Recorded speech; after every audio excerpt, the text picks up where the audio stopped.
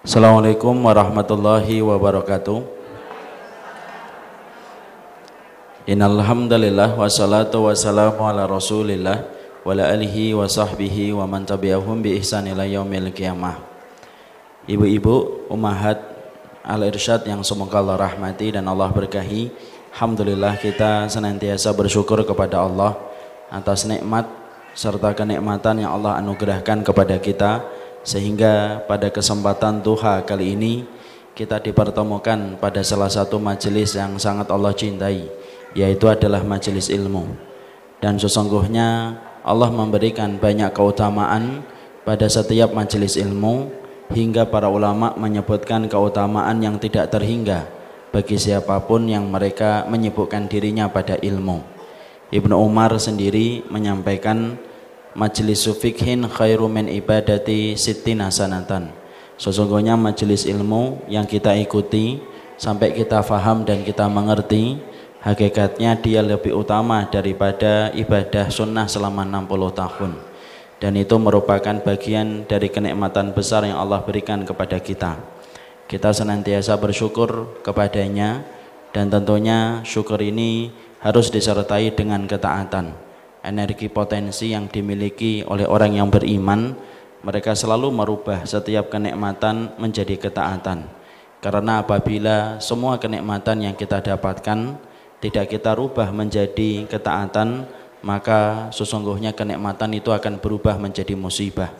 Para salaful ummah berkata, kullu nikmatin la tuqarribu minallah fahiya baliyatun. Setiap kenikmatan yang tidak menambah ketaatan kita kepada Allah, kenikmatan itu akan berubah menjadi musibah besar dalam kehidupan akhirat dan dunia kita. Inilah yang menjadikan kita memahami betul, 1 inci kenikmatan yang Allah tambahkan kepada kita harusnya bertambah 1 inci ketaatan yang kita tambahkan dalam hidup. Kalau ada orang diberikan 1 jengkal kenikmatan, maka dia harus bertambah 1 jengkal ketaatan dan ibadah yang dia lakukan. Karena apabila kenikmatan yang Allah tambahkan terus menerus mengalir tetapi tidak disertai dengan ketaatan, maka yang kita khawatirkan kenikmatan itu bukan bagian dari ridhonya Allah, tapi kenikmatan itu merupakan bagian dari istidrajnya Allah kepada manusia. Makanya definisi istidraj itu mudah. Rasulullah itu berkata, idza ra'aitallaha yu'til 'abda 'ala ma'asihi fa'lam annahu istidraj. Kalau kamu melihat Allah itu memberikan kenikmatan bagi seorang hamba, tapi justru hamba itu bertambah kemaksiatan setelah Allah menambahnya dengan kenikmatan, fa'lam, ketahui ya, itu bukan nikmat, tapi itu adalah istidraj. Cara Allah menjatuhkan manusia kepada titik yang hina di hadapannya. Makanya kalau kita ditambahkan kenikmatan tapi justru kemaksiatan kita bertambah, berarti itu bukan ridho, itu istidraj. Kita ditambahkan meter rumah kita tapi tidak bertambah ibadah kita, meteran rumah yang bertambah itu adalah meteran istidraj. Mobil kita ditambah sama Allah, tapi malam kita tetap menjadi bangkai dan tidak bangun untuk melaksanakan sholat, berarti mobil kita adalah mobil istidraj. Dan itulah yang kita khawatirkan, bertambahnya kenikmatan bukan hanya menyajikan kegembiraan ketika menikmatinya, tapi bertambahnya kenikmatan harus disusul dengan ketaatan, karena itulah bentuk syukur kita kepadanya dalam setiap kenikmatan yang Allah berikan. Semoga kita ketika mengadakan majelis ilmu pada waktu duha ini merupakan bagian dari cara kita mensyukuri kenikmatan yang Allah berikan, sehingga kita melapangkan diri kita untuk mendapatkan ilmu, salah satu bentuk ketaatan yang Allah cintai dalam kehidupan hamba yang beriman. Salawat dan salam marilah kita panjatkan kepada Nabi Muhammad SAW, di mana iman kita kepada Allah tidak akan sempurna sampai kita beriman kepada Rasul. Ibu dan saya apabila berbeda dengan orang satu kecamatan, Allah tidak akan tanya, kenapa kita beda dengan orang satu kecamatan. Kalau kita berbeda dengan orang satu negara, Allah tidak akan nanya, kenapa ibu berbeda dengan orang satu negara. Tapi kalau ibu berbeda, saya berbeda dengan satu orang yang bernama Muhammad, Sallallahu Alaihi Wasallam, pasti kita akan ditanya oleh Allah, kenapa kita beda dengan Nabi dan Rasul yang diutus untuk menjadi contoh dan panutan dalam kehidupan kita. Itulah yang menjadikan kita senantiasa menuntut dalam diri kita supaya kita mampu mengikuti Rasul, tidak mengikuti kebanyakan manusia, tidak mengikuti prasangka, tidak mengikuti praduga, tapi kita mengikuti Nabi, manusia surga yang hidup selama 63 tahun, supaya kita selamat dalam kehidupan kampung akhirat kita, berkumpul dengan beliau pada salah satu telaga yang paling indah. Karena setiap Nabi nanti mendapatkan telaga, tapi ada telaga yang paling indah khusus diberikan kepada Nabi, bernama dengan telaga Al-Kautsar. Pada telaga itu kita nanti akan berkumpul, berjumpa, bercengkerama, bermesraan dengan Rasulullah atas semua pengorbanan yang telah kita lakukan dalam hidup ketika kita mengikutinya. Shalawat dan salam kepada beliau, semoga kita dikumpulkan dengan beliau kelak pada waktu kampung akhirat kita. Amin insyaallah. Ibu-ibu yang semoga Allah rahmati dan Allah berkahi, hari ini kita akan mencoba membahas tentang masalah Qalbun Salim, nama yang paling sering dipakai untuk yayasan dan sekolahan. Jadi kita sering mendengarkan nama sekolahan Qalbun Salim, dan sering pula kita mendengar kata sekolahan namanya juga Qalbun Salim. Tapi justru ironisnya banyak di antara kita yang tidak paham bagaimana itu Qalbun Salim dan bagaimana definisinya, dan apakah kita sudah memiliki Qalbun Salim ataukah tidak. Setiap orang itu punya hati, tapi belum tentu hatinya Qalbun Salim. Orang yang memiliki Qalbun Salim pasti punya hati, tapi orang yang punya hati belum tentu memiliki Qalbun Salim. Dan itulah yang menjadikan kita hendak mengkaji, merenungi tentang Qalbun Salim, karena sesungguhnya kata Qalbun Salim disebutkan oleh Allah di dalam Al-Quran Asy-Syu'ara 88 dan 89, ketika Allah menyampaikan yauma la yanfa'u malun wala banun illa man atallah biqalbin salim. Akan datang satu hari tidak bermanfaat harta dan anak-anak yang kita miliki kecuali mereka yang datang kepada Allah dengan hati yang salim, dan itulah yang kita sebut dengan Qalbun Salim. Makanya kita akan mencoba untuk membahasnya. Sebelum kita membahas tentang tema itu secara khusus, kita sampaikan dulu di dalam muqaddimah bahwasanya kita ini salah satu tujuan diciptakannya saya, ibu-ibu, antunna, semuanya diciptakannya kita adalah bagaimana untuk beribadah. Dan tahukah kita ibadah itu memiliki definisi khusus yang tidak banyak diketahui oleh kaum muslimin. Apa definisi ibadah itu? Definisi ibadah salah satunya disampaikan dalam kitab-kitab tauhid warisan para ulama terdahulu. Para ulama menyampaikan definisi ibadah, ismun jami'un lima yuhibbuhullahu wa yardah minal aqwali wal af'ali adh-dhahirah wal batinah. Sesungguhnya definisi ibadah itu disampaikan oleh para ulama dari warisan perkataan mereka. Mereka mengatakan yang dinamakan ibadah itu nama yang mencakup dari semua perkara yang Allah cintai dan Allah ridhoi, dari perkataan dan perbuatan yang zahir ataupun yang batin. Di situ kita mendapatkan bahwasanya kata ibadah itu mencakup semua perkara, di mana perkara itu Allah cintai dan perkara itu Allah ridhoi, dan sesungguhnya ibadah itu mencakup dari perkara yang zahir dan perkara yang batin. Dari definisi itu akhirnya kita memahami bahwasanya termasuk dalam ibadah itu ada dua wilayahnya, ada wilayah zahir, ada wilayah batin. Ibadah yang termasuk pada wilayah zahir itu adalah kegiatan-kegiatan yang dilakukan anggota tubuh kita ketika beribadah. Ibu melaksanakan sholat, itu ibadah secara zahir. Ibu memakai jilbab, menutup aurat, menutup hijab, maka itu ibadah secara zahir. Kita melaksanakan haji dan umrah, maka itu merupakan ibadah-ibadah yang dilakukan oleh zahir anggota badan kita. Itulah dimaksudkan ibadah. Tapi ibadah bukan hanya terhenti dan bukan hanya terbatas pada waktu atau pada perkara-perkara ibadah zahir. Tetapi ibadah itu mencakup pula ibadah yang dilakukan hati, yang disebut dengan ibadah batin. Ketika kita memiliki hati, maka ketahuilah, fahami bahwasanya hati kita pun dibebankan kepada hati beribadah kepada Allah. Sebagaimana anggota tubuh dibebankan untuk beribadah dalam sholat, ruku', doa, tawaf, haji dan lain sebagainya, maka sesungguhnya hati pun memiliki wilayah ibadah, di mana ibadahnya itu banyak. Mereka harus ikhlas, sabar, ridho dan lain sebagainya. Dan itu termasuk di antara wilayah ibadah hati. Manusia karena mereka minimnya mengetahui tentang definisi ibadah, maka mereka cuma mengartikan ibadah itu zahir. Makanya kebanyakan dari kita hanya memperhatikan ibadah zahir.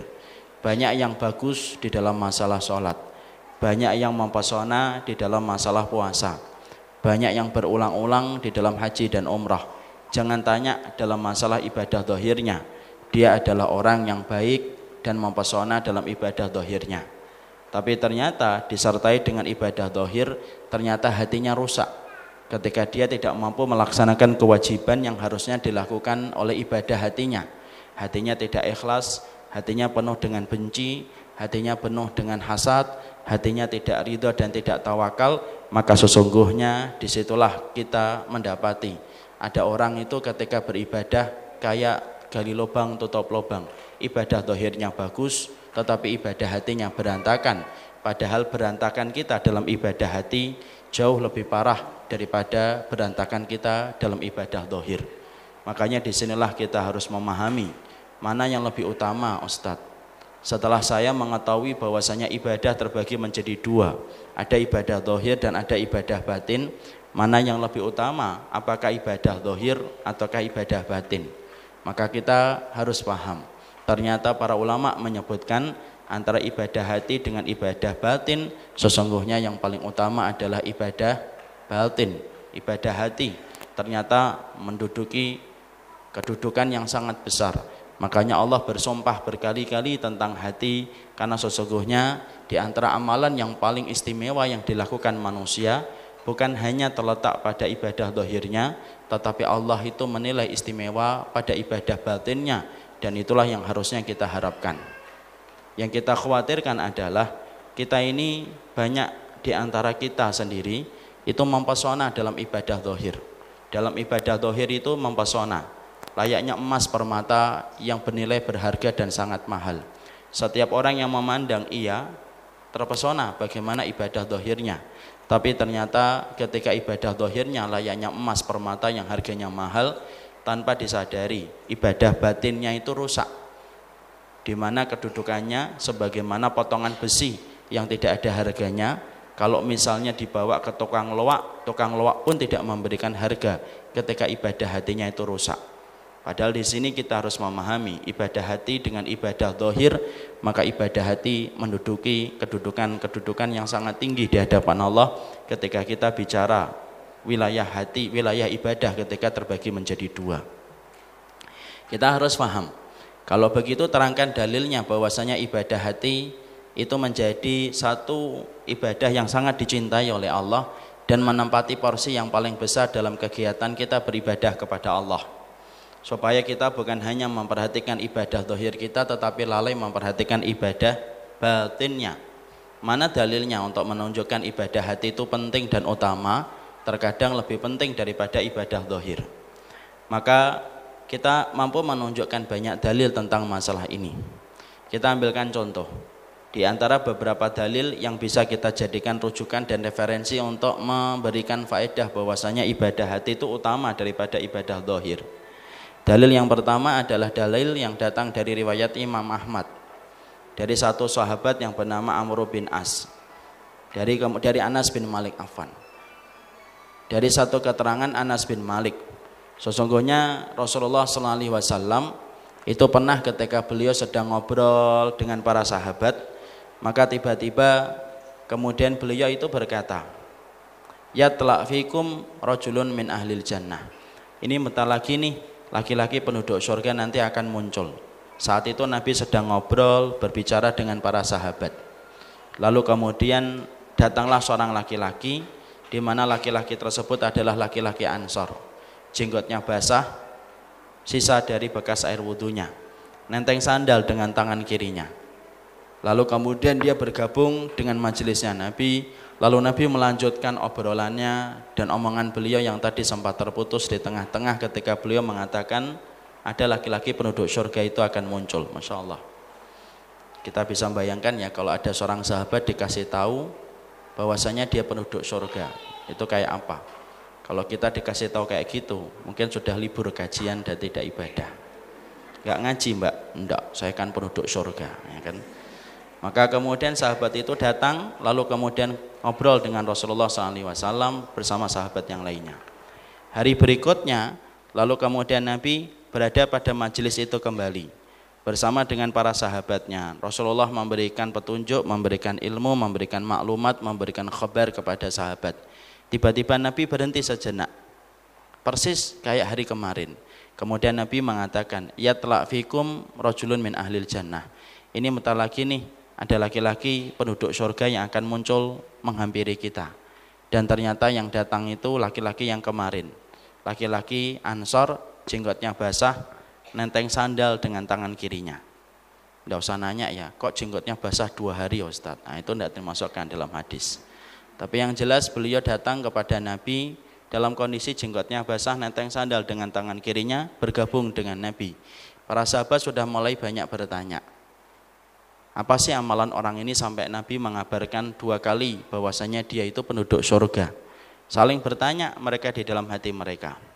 Ternyata kemudian Nabi melanjutkan obrolannya, maklumatnya, dan beliau tidak menjelaskan amalan orang ini apa yang menjadikan Nabi sampai mengabarkan kabar gembira dia itu penduduk surga. Hari berikutnya Nabi datang pada majelis itu kembali, ngobrol lagi dengan para sahabat, kemudian datang kepada beliau laki-laki yang kemarin 2 hari berturut-turut yang sudah muncul. Laki-laki itu sama, jenggotnya basah, kemudian nenteng sandal dengan tangan kirinya, bergabung dengan Nabi. Makanya kemudian sampai para sahabat langsung semuanya tambah penasaran. 3 hari berturut-turut Nabi mengabarkan bahwasanya laki-laki Ansor ini adalah penduduk surga. Makanya ada salah satu sahabat yang penasaran. Sahabat yang penasaran itu adalah Abdullah bin Amru bin As, putra sahabat besar Amru bin As yang membebaskan Mesir pada tahun 20 Hijriah. Ini putranya. Abdullah bin Amru bin As ketika melihat orang ini dikabarkan sebagai penduduk surga, tumbuh di dalam hatinya ghibthah. Ghibthah itu apa? Iri hati, tetapi yang diperbolehkan. Iri hati sama orang yang bisa baca Al-Quran, kita baru Iqra 1, nah itu boleh.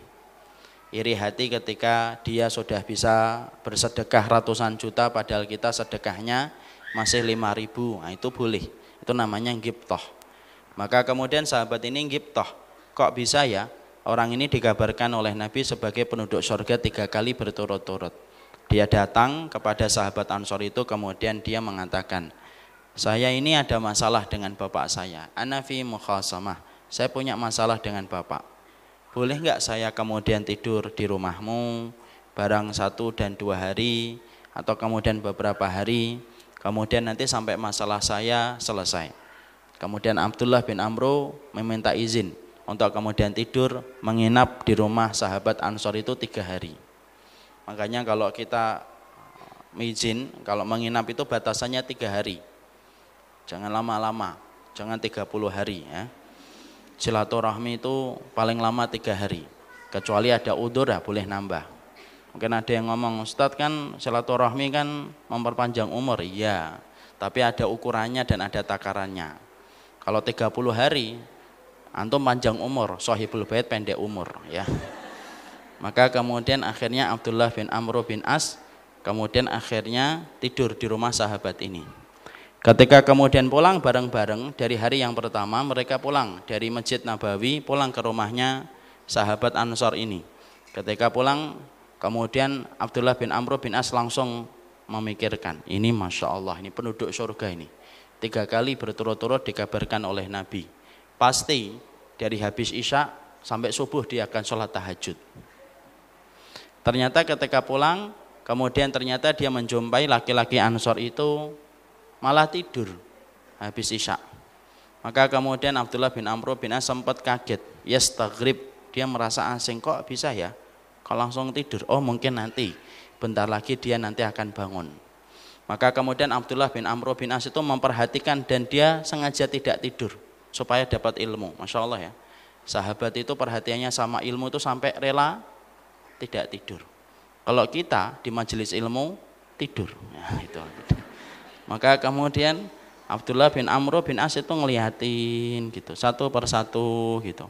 Ternyata kemudian sahabat itu memang betul-betul tidak bangun. Bangun sebentar di tengah malam, kemudian agak gelisah tidurnya, dia duduk, kemudian dia berzikir sebentar. Lalu kemudian dia tidur kembali sampai subuh dan tidak sholat tahajud. Masya Allah. Abdullah bin Amr bin As sudah mikir, Masya Allah ada penduduk surga, 3 kali dikabarkan Nabi, tapi kemudian ternyata malamnya tidak tahajud. Ini kabar gembira yang jarang tahajud ini ya.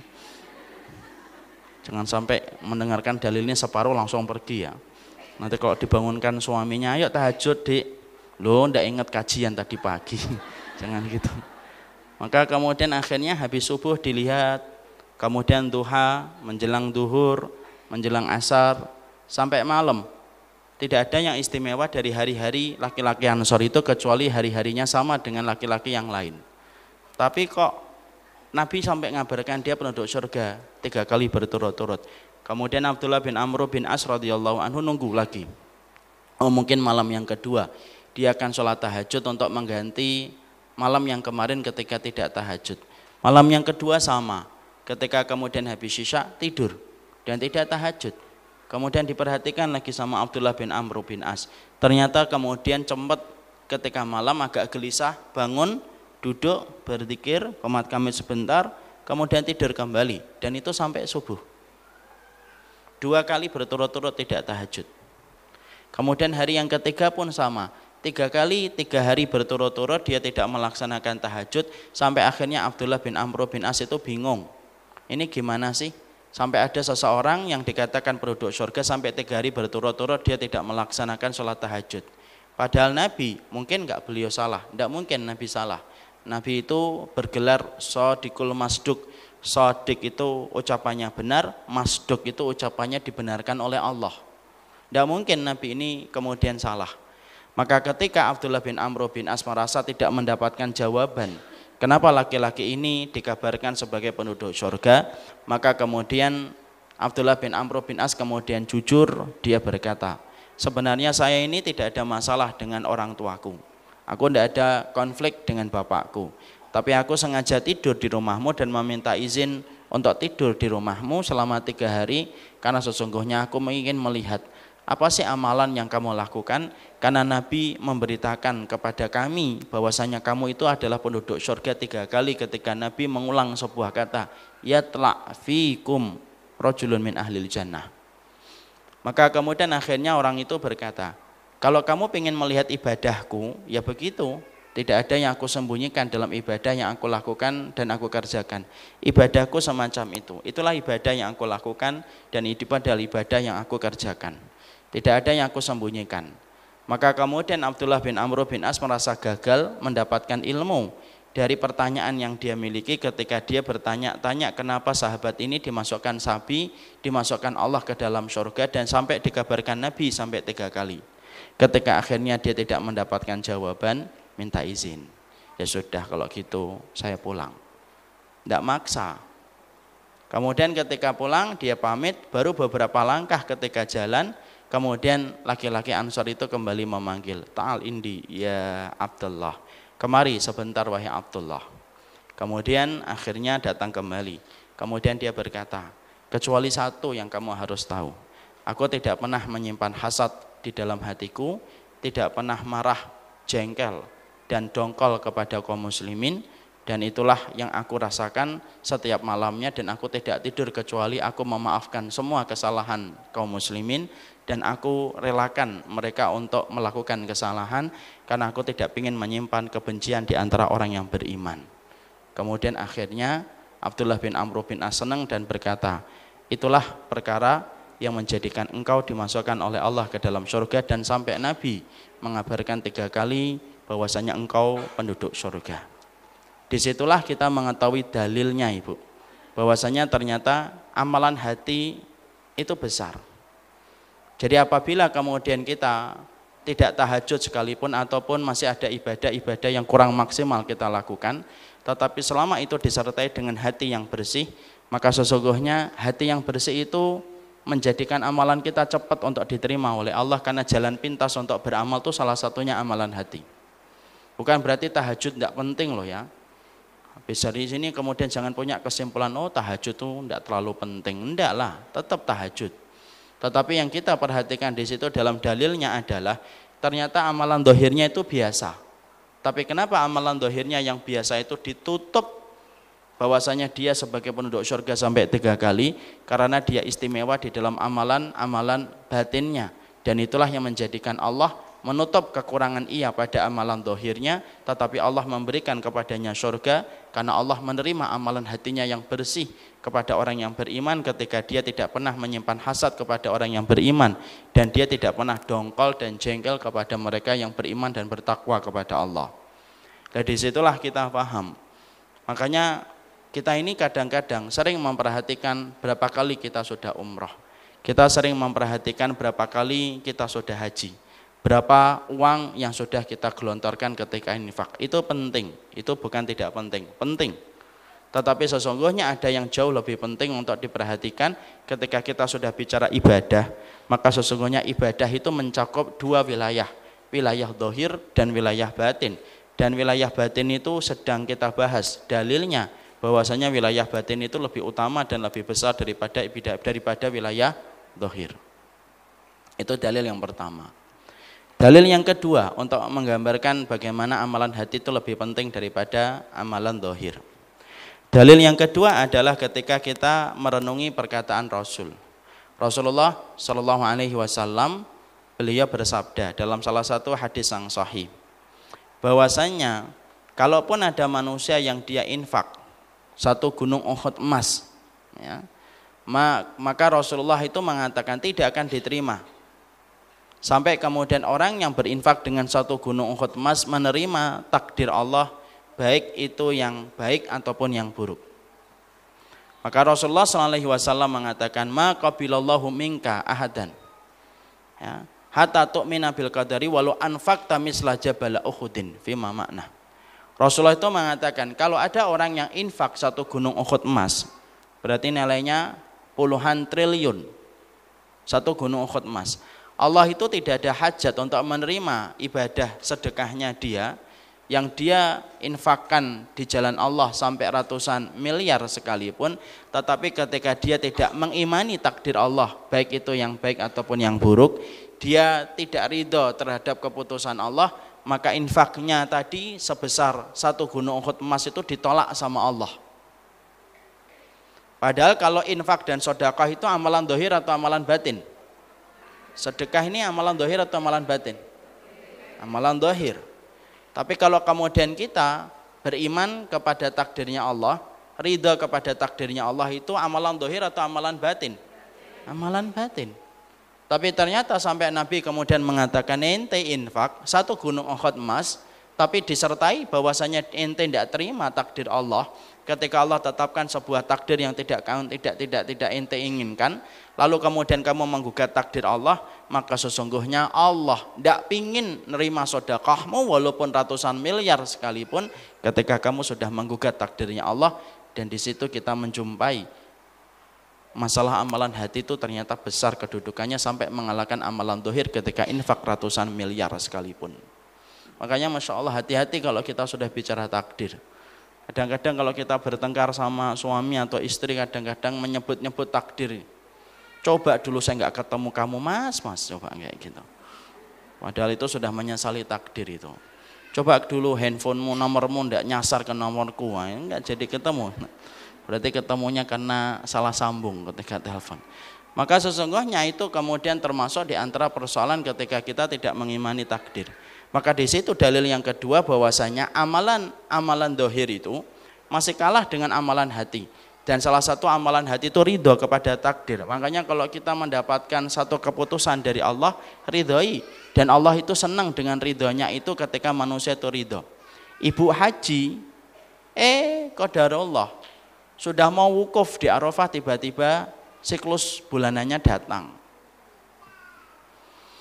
Kemudian banyak kan di antara kita langsung menggugat, ya Allah siklusnya mbok nanti gitu loh, seminggu lagi gitu loh. Siklus saja milih pas mau wukuf, nggak ngerti haji itu mahal coba.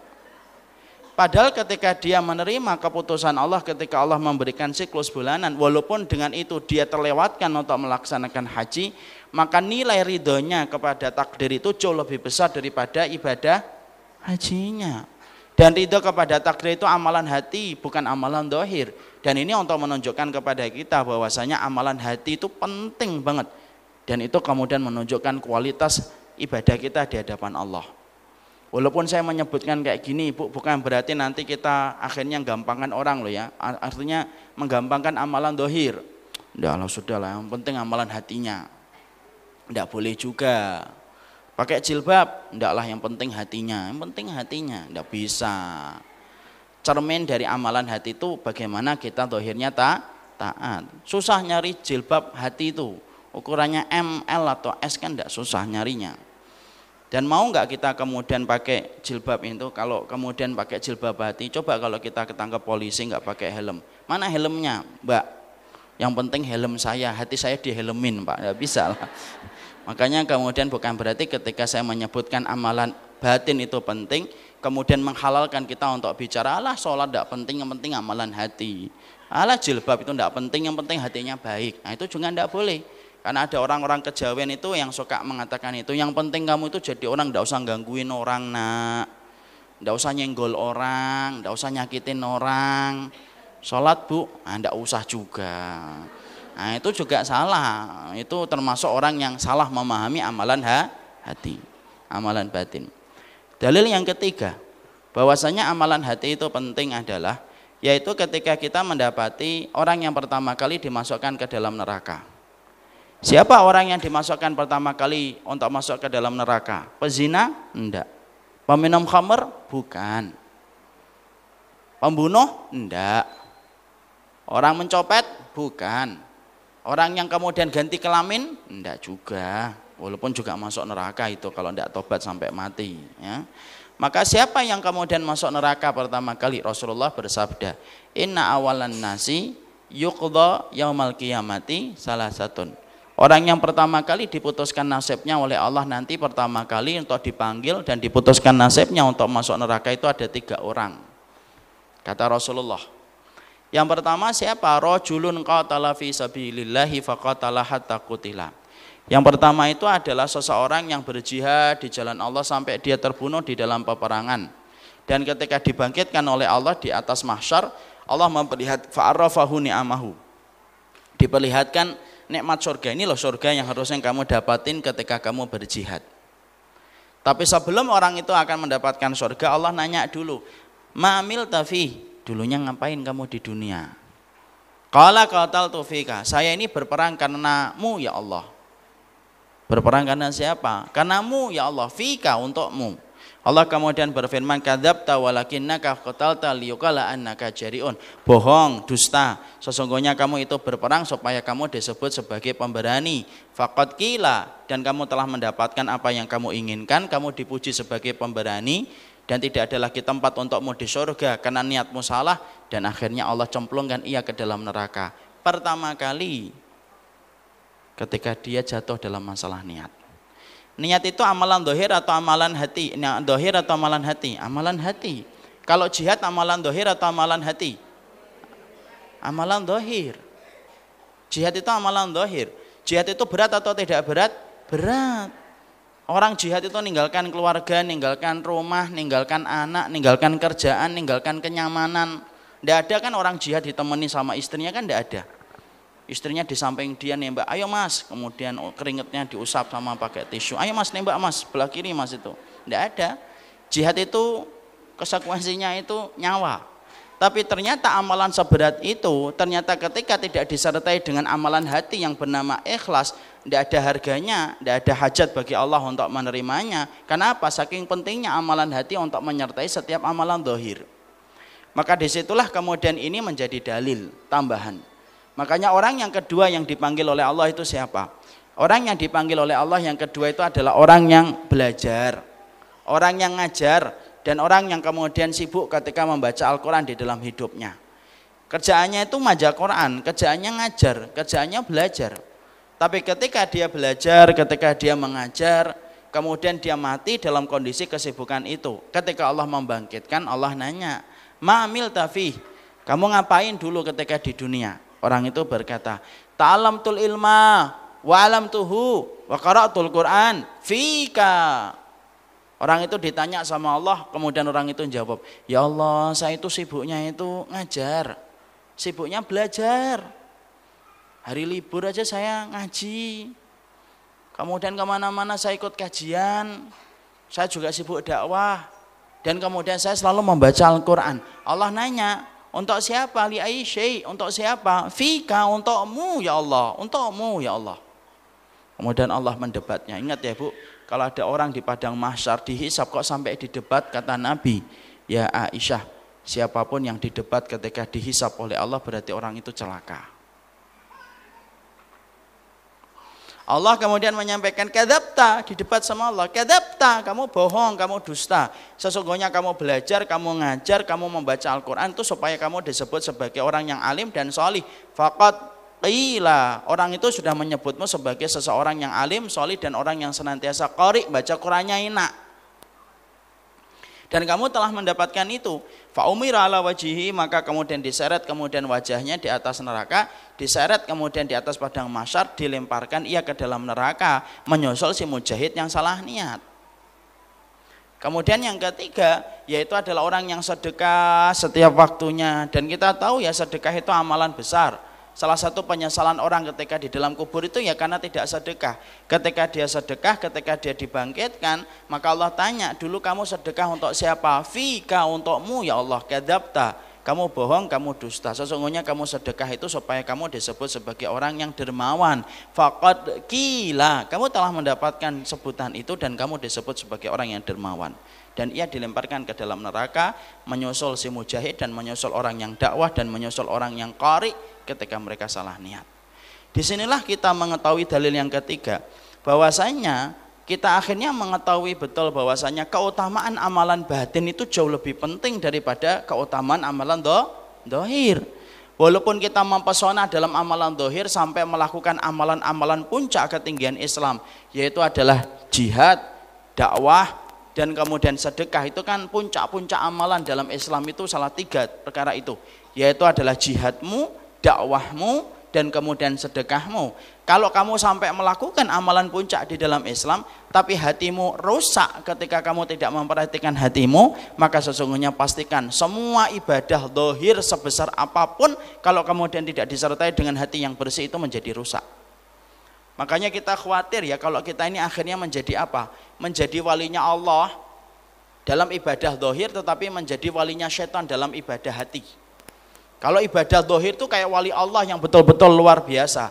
Tapi ketika bicara tentang ibadah hati, dia kayak walinya setan, hatinya penuh dengan kebencian, tidak ada niat ikhlas, tidak ada sabar, tidak ada qanaah, tidak ada ridha, dan itulah yang menjadikan semua amalan dohirnya itu tidak ada harganya di sisi Allah, karena semua amalan dohir itu ditentukan dengan ibadah hati.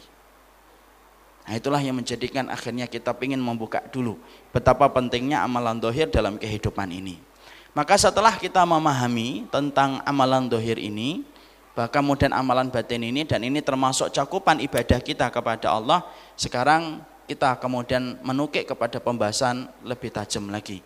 Sekarang kita bicara hati. Kita mengetahui bahwasanya ibadah yang paling agung itu adalah ibadah hati.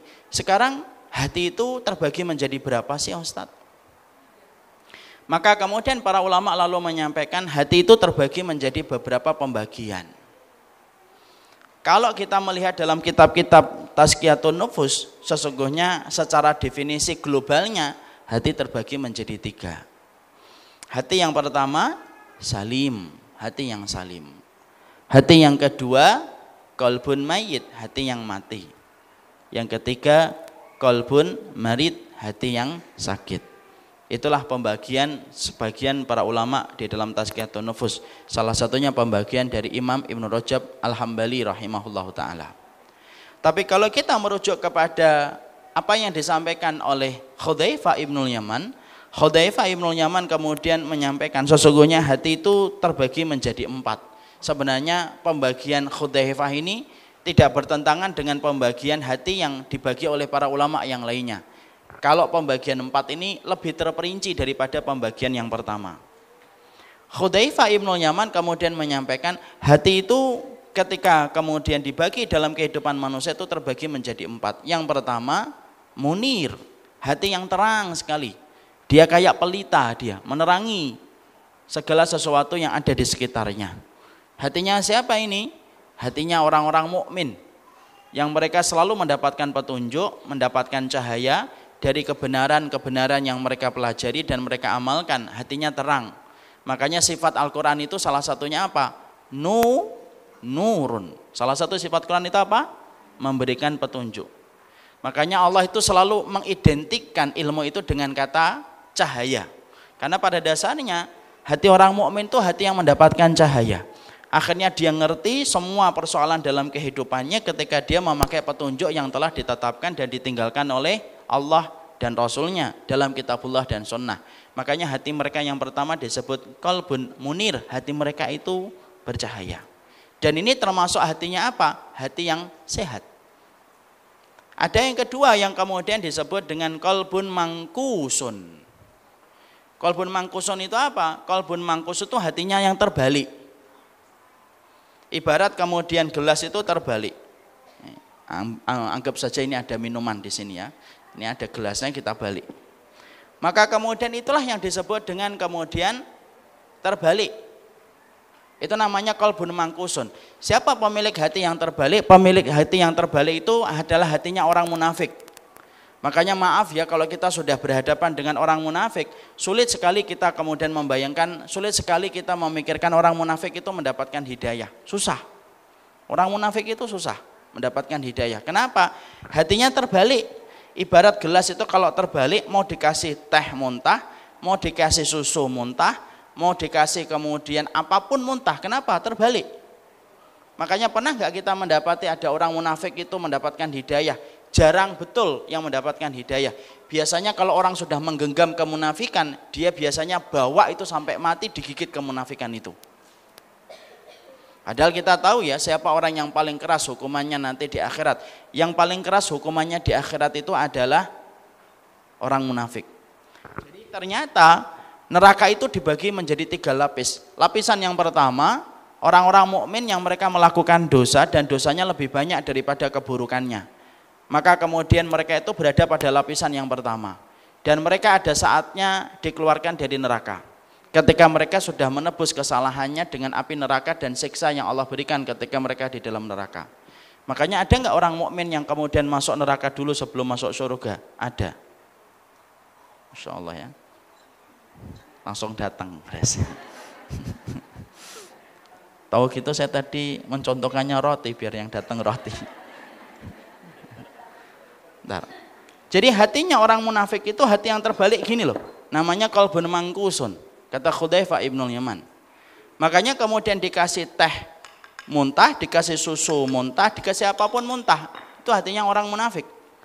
Makanya kemudian orang munafik, tahukah kita, munafik itu adalah orang-orang yang mereka paling keras adabnya dari Allah ketika nanti hari kiamat. Makanya neraka itu terbagi menjadi 3. Yang lapisan pertama, orang-orang mukmin yang melakukan dosa, tetapi ada saatnya mereka keluar dari neraka itu. Lapisan yang kedua, orang kafir, orang musyrik yang mereka kekal di dalam neraka. Yang paling bawah itu orang munafik. Innal munafiqina fi darkil asfali minan nar, sebagaimana di dalam surat An-Nisa 145. Sesungguhnya orang munafik itu berada di dalam kerak neraka yang paling dalam, ditutup oleh Allah, dan itu hatinya orang munafik. Makanya orang munafik itu mengkhawatirkan mereka itu. Makanya yang kita khawatirkan itu apa? MTS. MTS itu apa? Munafik tanpa sadar. Dohirnya muslim gitu, tapi benci sama syariat, benci sama surat Al-Maidah 51, benci sama kemudian ayat kalau tidak sesuai dengan selera hidupnya, itu munafik. Dan ingat, munafik hari ini itu lebih parah daripada munafik pada zaman Rasul. Kenapa? Orang munafik hari ini itu on terus Pak munafiknya. Beda pada zaman Rasul. Pada zaman Nabi itu munafik itu on off. kalau sedang jauh dari Nabi muncul munafiknya. Tapi kalau mereka dekat dengan Nabi, off itu munafiknya karena mereka takut dengan Rasul. Itu munafik pada zaman dulu. Kalau sekarang enggak. Munafik itu di TV, radio sama saja dia. Karena apa? Mereka ingin menghambakan diri mereka kepada dunia dengan kemunafikan yang mereka jual dari ayat-ayat Allah. Itu yang kedua, hatinya orang munafik. Ada yang ketiga kata Hudzaifah yang disebut dengan qalbun mughlaq, yaitu adalah hati orang yang terkunci. Siapa yang terkunci? Ini orang kafir. Orang kafir. Tapi kunci dan gembok yang mengunci hatinya orang kafir itu beda-beda. Makanya kan kita dapati orang kafir itu tidak semuanya boleh kita benci, tidak boleh. Kalau dia tidak memperlihatkan permusuhan sama Allah dan Rasulnya, tidak boleh kita membencinya dan tidak boleh memusuhinya. Kalau dia tidak memperlihatkan permusuhan sama Allah dan Rasulnya. Tapi kalau dia memperlihatkan permusuhan kepada Allah dan Rasulnya, kita harus keras sama orang kafir yang berani memperlihatkan permusuhan kepada Allah dan kepada kaum muslimin. Makanya hati orang kafir ketika terkunci ada gemboknya. Gemboknya itu beda-beda. Ada yang gemboknya kuat banget, genggam itu ke hati sampai susah untuk kemudian lepas, kecuali dengan hidayah Allah. Siapa itu? Hatinya orang-orang kafir yang betul-betul sudah benci sama Islam. Contohnya siapa? Mungkin kayak misalkan Donald Trump. Itu hatinya dia terlalu keras dia. Makanya benci betul kepada Islam. Tapi ada hatinya orang kafir itu yang sifat gemboknya itu tidak terlalu kuat, tapi gemboknya itu agak rapuh. Makanya mereka tersapa hidayah, tek gitu, langsung masuk Islam. Makanya kita lihat kan, ada banyak sebab orang itu masuk Islam itu kadang-kadang sebabnya itu remeh, betul. Kemarin itu saya di Bintaro, kemudian menjadi saksi syahadatnya seorang wanita dari Sumatera Utara. Kemudian ketika sebelum saya mengislamkan itu saya tanya, kenapa masuk Islam, Mbak? Karena mimpi. Anak sudah terlalu sering kalau mengislamkan orang itu dari mimpi. Loh, mimpinya apa? Disuruh untuk sholat. Akhirnya dia mencoba mencari makna dari setiap sholat dan akhirnya dia sholat dan akhirnya merasakan kenikmatan. Jauh sebelumnya saya pernah menjadi saksi syahadatnya seorang wanita dari sebuah guru. Dia itu guru dari sebuah sekolahan Katolik. Kemudian ketika kita mengislamkan saya tanya, kenapa Mbak masuk Islam? Ibu kenapa masuk Islam?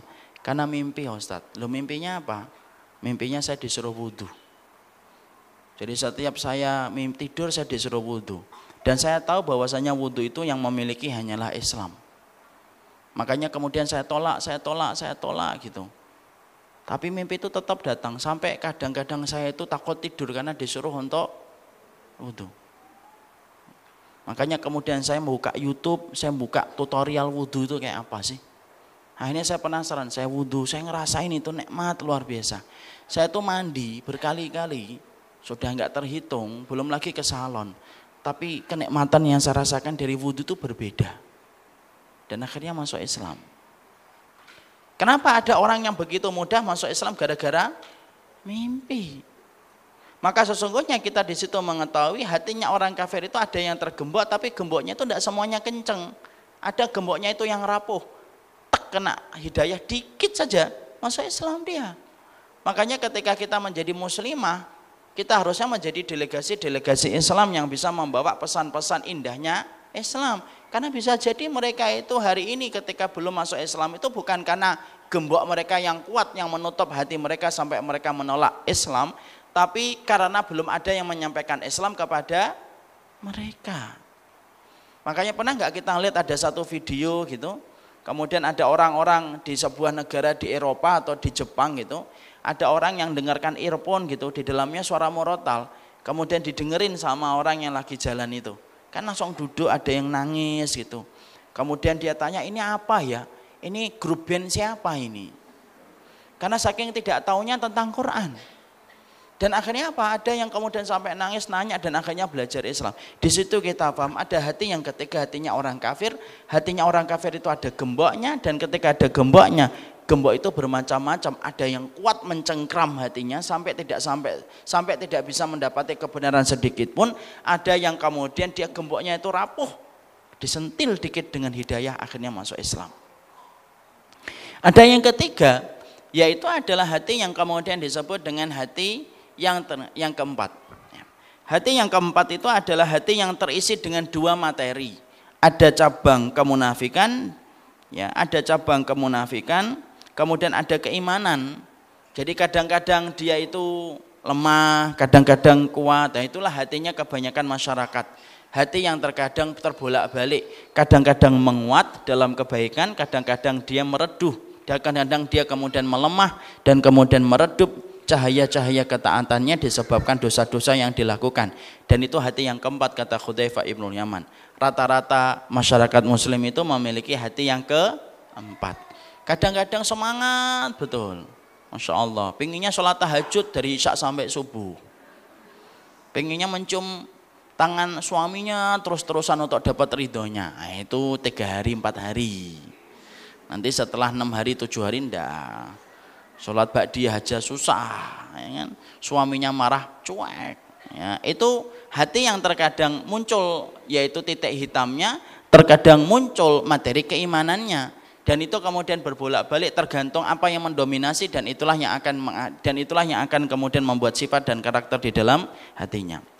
Maka disitulah setelah kita mengetahui tentang hati yang semacam itu, maka sesungguhnya tidak ada perkara yang paling penting kecuali adalah bagaimana komitmen kita untuk memiliki hati yang terang, bagaimana hati itu memberikan petunjuk dalam kehidupan, dan hati itulah merupakan hati yang bisa menjadikan kita mendapatkan ridhanya Allah. Karena kalau kita bicara keutamaan, tidak kemudian kita ragukan bahwasanya keutamaan hati yang salim itu besar. Di antara perkara yang menjadikan hati kita itu kemudian yang menjadikan kita dicintai oleh Allah itu hati kita yang bersih. Bukan ibadah kita yang hanya memukau, tapi hati kita yang salim. Makanya salah satu keutamaan besar, tadi kita membicarakan tentang keutamaan ibadah batin daripada ibadah zahir, kita sekarang bicara keutamaan hati yang bersih itu besar di sisi Allah. Dan Allah itu akan memeriksa dan menghisab pertama kali itu hati kita dulu. Makanya kemudian Rasulullah mengatakan yuhsyarun nas ala niyatihim. Nanti manusia itu dikumpulkan oleh Allah berdasarkan niatnya. Berarti amalan hati itu diperhatikan dan menjadi hisab yang pertama. Antum ibu-ibu enggak usah bingung loh, Ustaz, itu kan ada hadis. Orang yang pertama kali dihisab itu adalah amalan sholatnya. Amalan dohir yang dihisab pertama kali sholat. Tapi amalan dohir dengan amalan batin, mana yang pertama kali dihisab? Amalan hati dulu. Makanya ketika Allah itu menjaga nabinya, yang pertama kali dijaga dari nabinya itu apa? Hatinya. Makanya Nabi mengalami apa? Pembedahan dada. Berapa kali Nabi dibedah dadanya? Berapa kali? A, 2, B, 3, C, 5. 2 kali. Nabi sampai dibedah dadanya 2 kali, dibersihkan itu kemudian hitam-hitamnya, kemudian dikembalikan hatinya, sampai kemudian Anas bin Malik radhiyallahu anhu yang menjadi pembantunya Nabi selama 10 tahun itu berkata, kuntu ara asaral makhit fi sadri Rasulullah. Aku ini melihat bagaimana bekas jahitan di dadanya Rasulullah. Dan pertama kali yang dilakukan Allah untuk penjagaan kepada nabinya itu apa? Hati, karena hati itu kedudukannya besar. Allah itu mencintai pertama kali apa yang kemudian terbetik di dalam hati kita. Makanya sampai Allah itu ngingetin kita, yauma tublas sarair. Akan datang satu hari ketika Allah itu menampakkan semua rahasia hati kita. Karena mungkin kita hari ini mampu menyembunyikan apa yang di dalam hati kita, tapi ingat, akan datang satu hari semua rahasia hati itu ditampakkan oleh Allah. Makanya kedudukan amalan hati ketika bersih itu apa? Amalan hati ketika bersih, bersih dari kesyirikan, kemunafikan, maka sesungguhnya itulah yang menjadikan kita akan dicintai oleh Allah, dan itulah yang paling cepat untuk menaikkan karir kita di hadapan Allah, itu amalan hati. Ibu tahu siapa orang yang paling utama setelah Rasulullah? Siapa orang yang paling utama setelah Rasulullah? Abu Bakar. Apa yang menjadikan Abu Bakar itu paling utama setelah Nabi? Ada yang bisa jawab? Apa? Iman. Bukan. Apa yang menjadikan Rasulullah itu, apa yang menjadikan Abu Bakar menjadi manusia yang paling utama setelah Rasulullah? Apa? Sebutkan aja satu persatu, pasti ada yang nyantel insya Allah. Kira-kira apa? Sidik, bukan? Apa ibu? Apa? Ikhlas. Amalan yang kemudian menjadikan Abu Bakar itu menjadi manusia yang paling utama setelah Nabi itu bukan sholatnya, bukan puasanya dan bukan sedekahnya. Perhatikan perkataan Ibnu Qudamah, fa ma faddalallahu Abu Bakar bi salatihi wala siyamihi wala sadaqatihi walakin ma waqara fi qalbihi. Abu Bakar itu menjadi manusia yang paling utama setelah Rasulullah itu bukan karena banyaknya sholat. Karena orang yang mungkin sholatnya lebih banyak daripada Abu Bakar itu mungkin ada. Wong Abu Bakar itu masuk Islam itu umur 38 kok. Berarti kemudian masuk Islamnya itu hanya beberapa puluh tahun. Beda kan dengan orang yang mungkin dari kecilnya sudah Islam, umurnya sampai 80 tahun, mungkin sholatnya lebih banyak. Abu Bakar itu menjadi manusia yang paling utama setelah Nabi bukan karena banyaknya puasa. Mungkin ibu-ibu lebih banyak puasanya daripada Abu Bakar. Wong ibu-ibu dari SD sudah puasa kok. Abu Bakar kan puasa dari umur 40 tahun baru puasa. Sedekah, mungkin ibu-ibu lebih banyak sedekahnya mungkin. Tapi kenapa kemudian Abu Bakar menjadi manusia yang paling utama setelah Rasulullah? Ma waqara fi qalbihi. Karena sesuatu yang bertengger di hatinya Abu Bakar itulah yang menjadikan Abu Bakar itu menjadi manusia yang paling utama setelah Rasulullah. Hati itu pentingnya semacam itu dan itulah alat untuk menjadikan kita dicintai oleh Allah. Bersihnya hati. Bersihnya hati itu penting betul. Makanya kalau kemudian menjadikan diri kita ingin dicintai oleh Allah, pertama kali yang harus diperhatikan itu kondisi hati. Kalau hati sudah bersih, hati itu kayak isi teko ibu. Yang keluar itu adalah apa yang ada di dalam hati kita. Sholatnya jadi benar, ridhonya jadi benar, sedekahnya jadi benar. Karena hatinya sudah bersih. Makanya kemudian hati itu apa sih keutamaannya ketika kita memiliki hati yang bersih, hati yang terang, hati yang berpelita, ketika memberikan petunjuk dalam hidupnya. Kamu kalau memiliki hati yang bersih, maka Allah itu akan kemudian mencintaimu. Dan itu merupakan cara paling cepat menaikkan karir kita di hadapan Allah ketika hati kita bersih. Makanya ibu tahu nggak ada salah satu sahabat yang namanya Abu Dhamdham. Tahu? Abu Dhamdham ini, beliau ini berkata gini, saya ini tidak punya uang untuk sedekah ya Rasulullah. Saya ini tidak punya harta untuk kemudian saya infakkan. Makanya kalau ada orang muslim yang ingin menghujat saya, mendolimi saya biarkan dan saya halalkan mereka untuk mendolimi saya. Sebagai bentuk sedekah saya untuk mereka. Dan Rasulullah sampai berkata, siapa di antara kalian yang bisa sebagaimana Abu Dhamdham? Masya Allah, sampai segitunya. Bersih hatinya.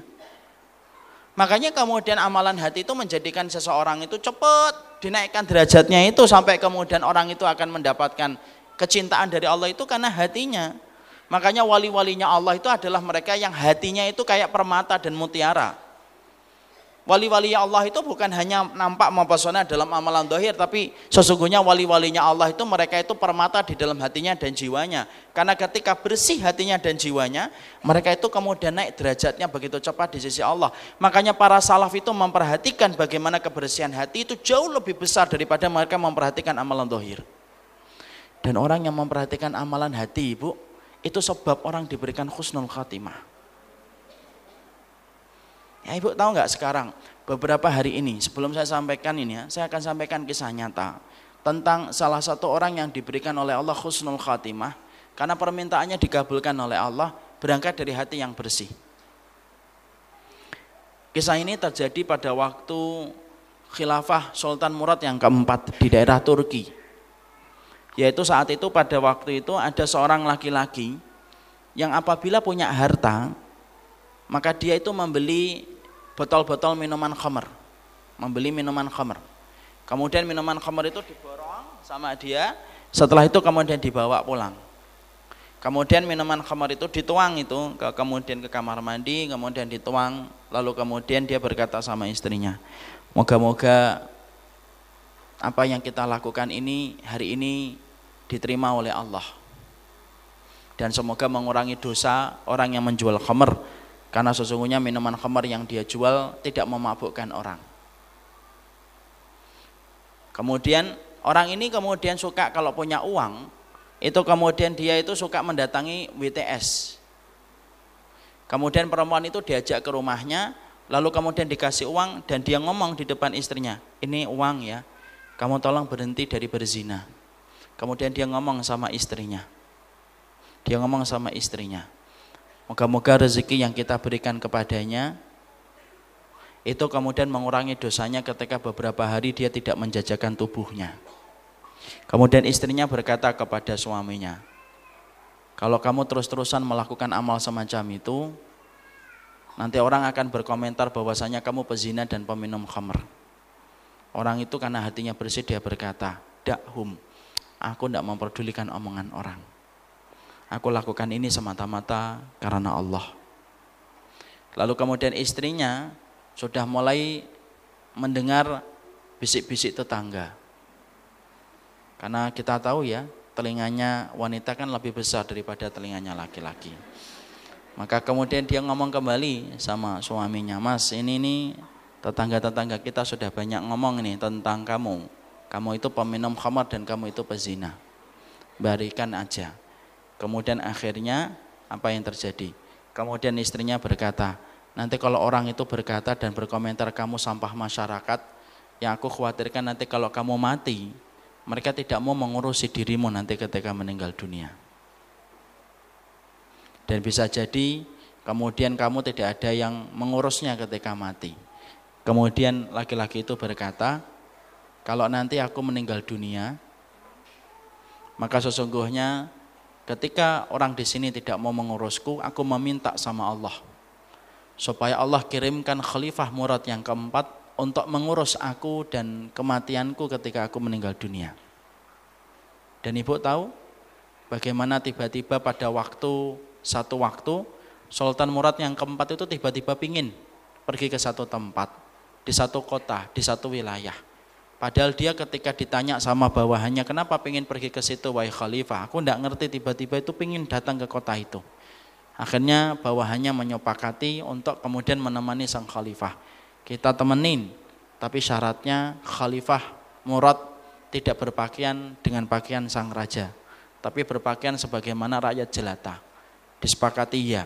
Mereka berombongan kemudian datang ke kota itu, dan ketika datang ke kota itu dia menjumpai satu mayat di pinggir jalan di mana orang itu lalu lalang tidak ada yang memperhatikan. Lalu kemudian Sultan Murad itu sampai bingung. Kemudian bertanya kepada salah satu orang di kota tersebut, kenapa kalian biarkan mayat ini dan kalian tidak urus mayat ini ketika mati? Kemudian orang-orang itu berkata, dakhu, biarkan, innahu syaribul khamri wazani, dia itu peminum khamr dan dia seorang pezina. Kemudian karena khalifah itu bagaimanapun dia khalifah, maka dia bertanggung jawab. Kemudian dia ngurus mayat itu.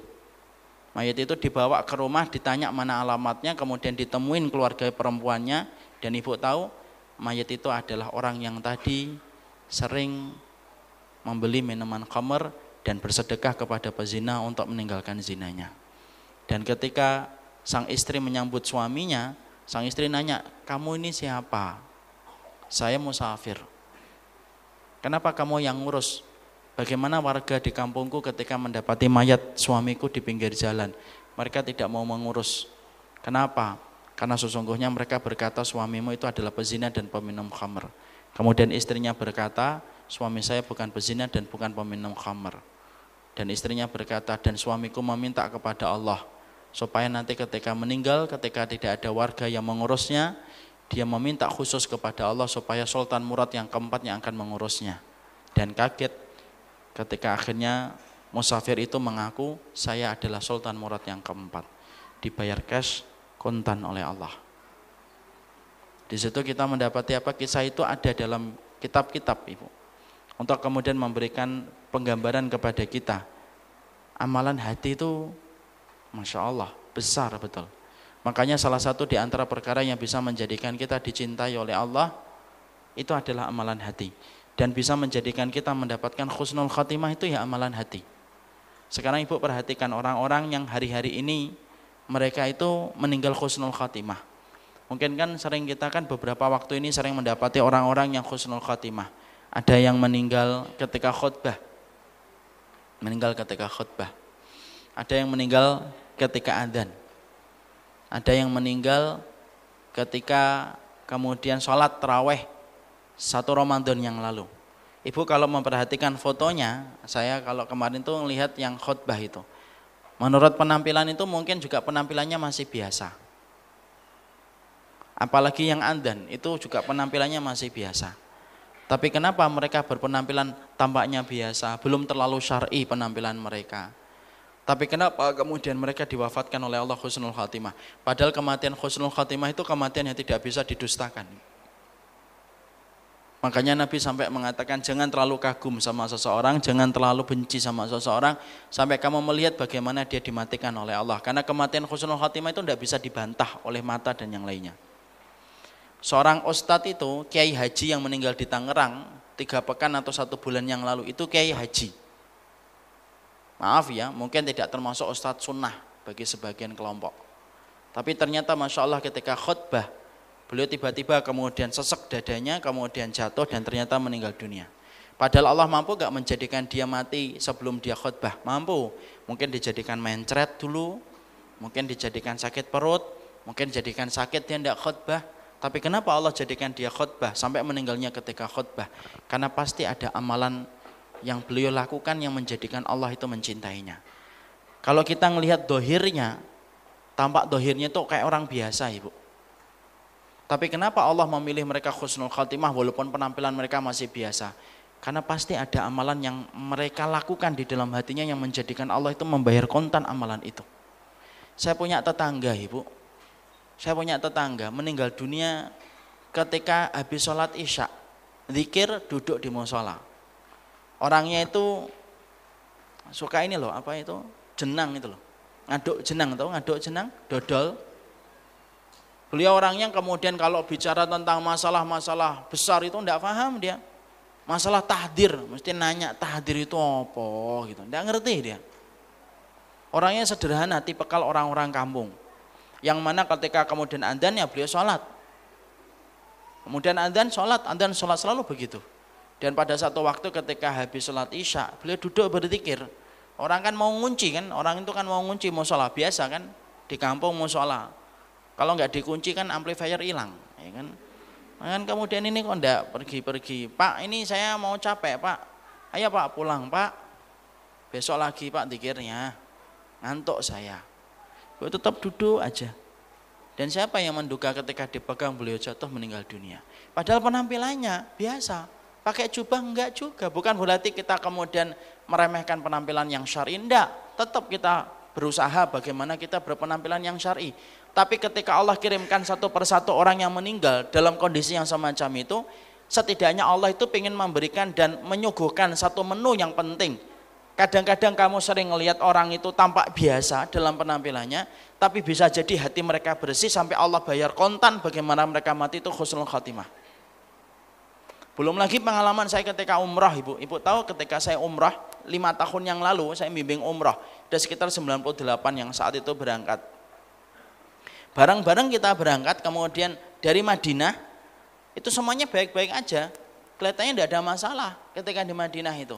Sampai kemudian kita berencana ketika kemudian kita rundownnya itu hari Kamis kemudian kita umrah ke Mekah. Karena memang saya memilih hari Kamis supaya itu adalah Sayyidul Ayyam, hari yang terbaik. Kemudian kami berangkat dari Madinah ke Mekah, kemudian sempat mengambil miqat di Dzul Khulaifah yang biasa disebut dengan miqat Bir Ali. Berangkat kemudian sampai di Mekah, jam ketika macet ketika habis sholat isya. Kemudian sempat lama, kemudian nurunkan itu tas, karena kemudian standarnya kalau kita umrah kan ke hotel dulu kan, naruh kemudian tas, kemudian kita makan dulu, naruh barang-barang kita di kamar, baru kita tawaf, baru kita sa'i, baru kita tahallul.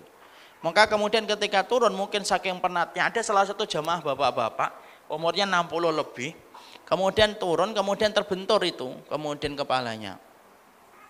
Lalu ketika terbentur kepalanya sempat kita ngomong, ayo Pak kita bawa ke rumah sakit, enggak mau. Bawa ke rumah sakit, enggak mau. Dia ngotot untuk menyelesaikan umrah pada malam itu juga. Saya bilang Pak, umrah itu sampai seminggu, 2 minggu pun tidak apa-apa. Para sahabat itu sampai berpuluh-puluh pekan mereka itu umrah ketika berangkat dari Madinah menuju ke Mekah. Tapi beliau mengatakan, enggak Ustaz, saya ingin malam ini. Kalaupun mau berobat besok aja lah, kalau sudah umroh sudah selesai, ya sudah, tidak mau dipaksa. Saya ngomong sama anaknya, Pak ini kasih tahu bapaknya supaya kemudian dibawa ke rumah sakit, tidak mau. Tampilannya biasa Ibu, bukan seorang ustadz, enggak. Orang yang kemudian kelihatan, enggak biasa, kelihatan tampilan orang biasa, orang tua sepuh, orang dari Sunda. Maka kemudian beliau tidak mau, singkat ceritanya ketika saat itu akhirnya beliau mungkin agak pusing, yang lain masih makan. Dia tanya, oh, masih lama Ustaz, nunggu yang lain makan Pak gitu. Kalau saya tidur batal nggak tawaf saya, batal nggak umroh saya? Enggak Pak. Yang terpenting ketika tidur nggak sama istri ya tidurnya. Tapi nggak batal kan? Enggak. Ya sudah, kemudian beliau ke atas, kemudian kita makan sambari jamaah-jamaah yang lainnya. Tiba-tiba selang 30 menitan, mungkin 20 menit sampai 30 menit, turun itu ngomong. Anaknya sudah berembes itu air matanya banyak sekali, kemudian ngomong kelihatannya bapak saya meninggal. Loh, sampai saya kaget itu ngomong, ah masa? Bukan ngucapin istirja, karena saya kelihatannya baru tadi ngobrol. Ke atas kita, kemudian ada dokter meriksa dan ternyata meninggal dunia. Meninggal dunia. Hari Kamis di tempat Mekah, disolatkan habis sholat Jumat. Dan semua perkara itu kemudian kita tidak pernah tahu. Padahal kalau penampilan dohirnya itu penampilannya masih biasa gitu. Sempat beberapa kali kan sempat saya lihat ketika masih di Madinah, kan kita di Madinah 3 hari. Semua perkara-perkara itu untuk menunjukkan kepada kita sebuah pelajaran loh. Ada orang yang mungkin tampaknya di pandangan mata kita itu kita sering pandang sebelah mata. Mungkin sering kita anggap biasa. Tapi ketika hati mereka bersih, dipilih sama Allah. Karena orang yang mendapatkan husnul khatimah kalau bukan pilihan tuh mana bisa. Harus dipilih dulu hatinya oleh Allah, baru kemudian Allah berikan kepadanya husnul khatimah. Bukan berarti kita akhirnya sekarang kemudian ngeremehkan amalan atau penampilan yang syar'i. Enggak, tetaplah ibu-ibu kalau mampu berpenampilan yang syar'i sesyar'i mungkin lah, itu kewajiban. Tapi ketika kita berpenampilan yang syar'i sesyar'i mungkin dalam kehidupan kita, jangan lupa loh, amalan hati ini penting untuk menjadikan kita betul-betul dimuliakan dan dicintai oleh Allah, diwafatkan husnul khatimah. Coba tadi orang yang hidup pada zaman Sultan Murad yang keempat, orang bilang peminum khamr, pezina, dia tetap tidak kemudian, dia tidak sedih ketika diomongan itu. Hatinya terlalu bersih untuk menanggapi omongan orang. Karena dia pengen niatnya untuk membantu peminum penjual khamr supaya tidak banyak dosa. Itu kan kalau nggak hatinya bersih nggak mungkin, Bu. Ibu mau nggak membeli congyang gitu, kemudian malam-malam gitu, terus kemudian congyang dibawa ke rumah dituang gitu, suaminya nanya, ngapain kamu beli congyang? Supaya pembeli itu nggak banyak dosa, Bi. Ibu kalau mendapati suami gitu kemudian pergi ke WTS, oh udah pusing gitu. Padahal WTS dikasih uang nih, jangan kemudian zina ya. Itu kalau nggak hati yang bersih nggak mampu, Ibu. Tapi Allah bayar kontan kan, dia berkata kepada istrinya, kalau masyarakat sini tidak mau mensolati saya, tidak apa-apa. Saya minta sama Allah supaya Sultan Murad yang keempat yang di istananya itu nanti akan datang ke sini dan mengurusi mayat saya. Dan itu didengar oleh Allah. Sultan Murad tiba-tiba tidak tahu alasan apa, tiba-tiba pengen datang ke kota itu, ditanya sama bawahannya, kenapa kamu pengen pergi ke sana wahai Sultan? Tidak tahu, pokoknya saya pengen ke sana aja. Dan ternyata dia ke sana dan dia mendapati Allah yang sudah ngatur, dipertemukan dengan jenazah laki-laki yang tadi bersih hatinya. Itulah kondisi hati yang bersih.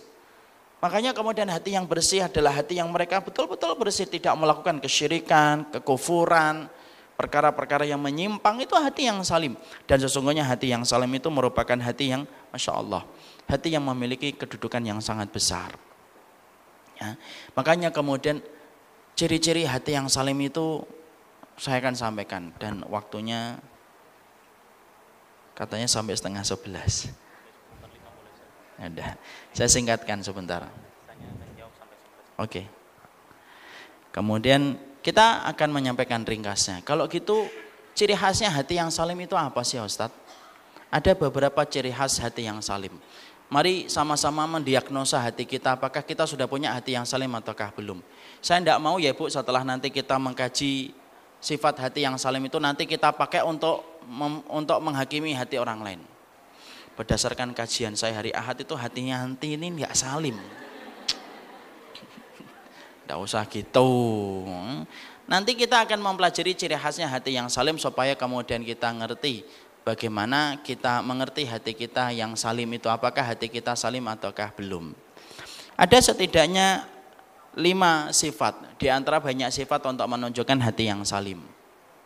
Karena ini waktunya sudah terbatas, saya tidak bisa menjelaskan satu persatu kecuali global poinnya saja. Yang pertama, hati yang salim itu adalah hati yang patuh tanpa syarat, taat tanpa tapi, sama perintahnya Allah. Jadi kalau mereka sudah mendapati perintah Allah itu as-sam'u wa ta'ah, gampang dia memberikan kepatuhan dan ketaatan itu mutlak hanya kepada Allah semata. Itu hati yang salim. Patuh tanpa syarat, taat tanpa tapi. Tidak mikir-mikir dia. Makanya ajaran madhab yang agak bahaya itu Ibu. Madhab yang baik itu madhab Abu Hanifah, Syafi'i, Ahmad, Maliki. Tapi ada madhab yang kurang baik. Bahkan bahaya madhab ini. Apa madhab yang bahaya? Madhab tapikaniyah. Madhab tapikaniyah itu adalah madhab kalau disampaikan ini loh dalilnya, tapi kan, nah itu bahaya. Yang suka kemudian kalau bicara ini. Nah, tapi kan Ustadz, nah itu bahaya itu. Sudah diomongin dalil gitu, tapi kan, nah itu. Nah, disampaikan ini gini, ibu-ibu harus pakai kaos kaki ya, karena sesungguhnya kaki itu aurat. Pakai kaos kaki itu hukumnya wajib atau enggak Ibu? Wajib atau enggak? Ihtilaf. Mana tahu pakai kaos kaki itu hukumnya wajib atau enggak? Enggak wajib dia. Yang wajib itu menutup kaki. Mau pakai kresek ya enggak apa-apa. Tapi yang terpenting itu kemudian kakinya ditutup, karena auratnya perempuan itu semuanya kecuali wajah dan kemudian telapak tangan. Para ulama beda pendapat. Kalau kemudian pakai cadar Ustadz, ini beda-beda para ulama. Kalau kemudian Imam Abu Hanifah dan Malik mengatakan menutup pakai cadar itu hukumnya adalah sunnah. Dan kemudian menjadi wajib ketika dia khawatir akan banyak mandorotnya. Jadi kalau wanita-wanita yang berpotensi itu sering bisa menjadikan laki-laki pusing memandang wajahnya, pakai cadar. Kalau kata Imam Malik, kemudian kata Imam Abu Hanifah. Itu terjadi perbedaan. Tapi yang jelas bahwasannya ciri khasnya hati yang salim itu adalah hati yang patuh tanpa syarat, taat tanpa tapi. Dan kalau kemudian kita ingin mendapatkan surga itu ya harus menyepakati untuk kemudian taat sama Allah. Dan itu hal yang lumrah. Mbak-mbak ini, saya nggak ngomong ibu-ibu ya, kalau ibu-ibu mungkin belum paham ya. Kalau ingin membuat email itu, kita ini ngisi form-form yang disediakan nggak? Ngisi. Ingat nggak kita ketika membuat email? First name, last name, terus nickname, apa, semuanya harus diisi. Kemudian setelah kita ngisi formulirnya, setelah itu apa? Ada peraturannya kan? Yang biasanya panjang, nggak pernah kita baca. Kenapa? Karena pakai bahasa Inggris dan tidak paham ya. Biasanya langsung kita ke bawah ada accept, ada decline. Accept itu apa? Terima. Decline itu apa? Tolak. Maka kemudian harus kita terima, tek, accept. Semuanya aturan dari misalkan Gmail. Baru kita dapat email. Coba kalau kita pengen membuat email, kemudian setelah kita ngisi ada aturan nomor 7 kita enggak suka. Kita nelpon sama Gmail. Nomor 7 kayaknya enggak suka ini. Bisa enggak dihilangkan nomor 7? Kira-kira jawaban Gmail apa? Kamu cari email yang lain. Nggak usah pakai Gmail. Ya atau tidak? Loh, untuk dapetin email doang aja, kita harus patuh sama Gmail. Dan tidak ada satupun poin Gmail itu yang kemudian boleh kita tolak. Hanya untuk dapat email. Lu pengen dapat surganya Allah kok mikir-mikir. Kemudian ini menurut saya, lu menurut ente ini siapa? Makanya hati yang salim itu kemudian yang pertama, hati yang salim itu hatinya bersih dia. Dia patuh tanpa syarat, taat tanpa tapi. Saya itu kadang-kadang taat Ustaz, kadang-kadang tidak taat. Nah, itu hati yang terkadang hitam, kadang-kadang bercahaya. Makanya ikut kajian itu menjadikan hati kita lebih mudah untuk patuh dan taat kepada apa yang disampaikan oleh Allah. Tapi ciri khas hati yang salim itu pertama patuh dan taat kepada syariat Allah. Singkatnya gitu. Yang kedua, hatinya bersih. Tidak ada yang dia niatkan dalam setiap perkataan dan perbuatan kecuali ikhlas mengharapkan ridhonya Allah dan mengharapkan kecintaan Allah. Dia tidak mengharapkan dunia dan tidak mengharapkan pujian. Karena kalau kita hatinya tidak salim Ibu, selalu kalau kita beramal itu yang kita inginkan dua. Kalau enggak dunia, pujian. Ada enggak orang yang beramal untuk dunia? Banyak. Ngundang anak yatim supaya rezekinya tambah lancar. Loh kan? Bukannya ngundang anak yatim supaya nanti ketemu dengan Rasul, malah kemudian supaya dunianya lancar. Tidak boleh. Beramal akhirat untuk dunia. Kita puasa gara-gara ngeliat timbangan 78 puasa. Itu amalan-amalan untuk dunia itu cermin dari hati yang kotor. Akhirnya apa? Amalannya itu kemudian bukan berdasarkan Allah, tapi betul-betul ketika dia beramal tidak ada yang dia harapkan dari amalannya itu kecuali ridhonya Allah. Dan mendapatkan hati yang mukhlis dan ihsan itu susah. Tapi itu salah satu cermin hati yang salim. Apalagi ikhlas Ibu, susah. Makanya menjaga hati itu susah. Menjaga niat yang ikhlas itu kewajiban selama hayat di kandung badan. Makanya tolonglah bantu temannya untuk menjaga hati. Makanya kalau ngelihat temannya baik, solih, tidak usah dipuji di depan dia. Karena itu bisa merusak hatinya. Masya Allah ya Mbak, sekarang Mbak ketika ngaji, Masya Allah gitu. Teduh banget gitu. Apalagi setelah pakai hijab, Masya Allah gitu. Jilbabnya pas deh, pulang ke rumah langsung lihat kaca dia. 3 hari itu jilbabnya nggak dicuci. Makanya kata Nabi itu idza ra'aital maddahin, kalau kamu melihat orang itu yang sering memujimu itu fahsu fi wujuhim anturab. Kalau kamu sering melihat orang muji-muji kamu, ambil itu kemudian pasir, taburkan pasir di wajah orang yang muji itu. Itu kata kiasan, tidak usah bawa pasir kemana-mana. Nanti ngajukan anggaran ke suami, beli tas lagi B1 bin. Untuk apa Dik? Naruh pasir. Kamu kan tahu istrimu sering dipuji orang, tidak usah gitu. Tapi makanya kemudian kalau muji orang di belakang, kenapa Ibu? Sesungguhnya hati manusia itu lebih rapuh daripada gelas-gelas kaca. Ya, yang tahun 80-an pasti ketawa karena ngerti gelas-gelas kaca. Saya maaf ya, soalnya bukan 80-an, saya 90-an. Ya.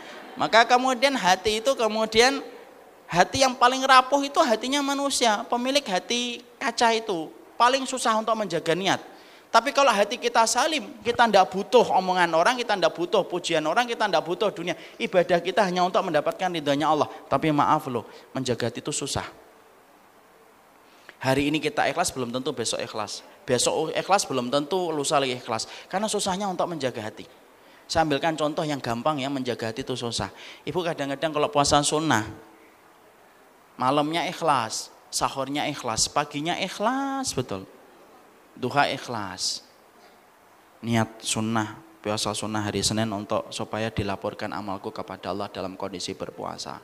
Siang yang lain pada makan gitu. Ada yang ngambil rendang, udang bakar. Kita itu bukannya pengen makan, enggak. Kadang-kadang kita itu saking lemahnya untuk menjaga hati, kemudian bukan pengen makan, pengen ditanya. Bu, kok nggak makan? Nah, kalau ditanya senang.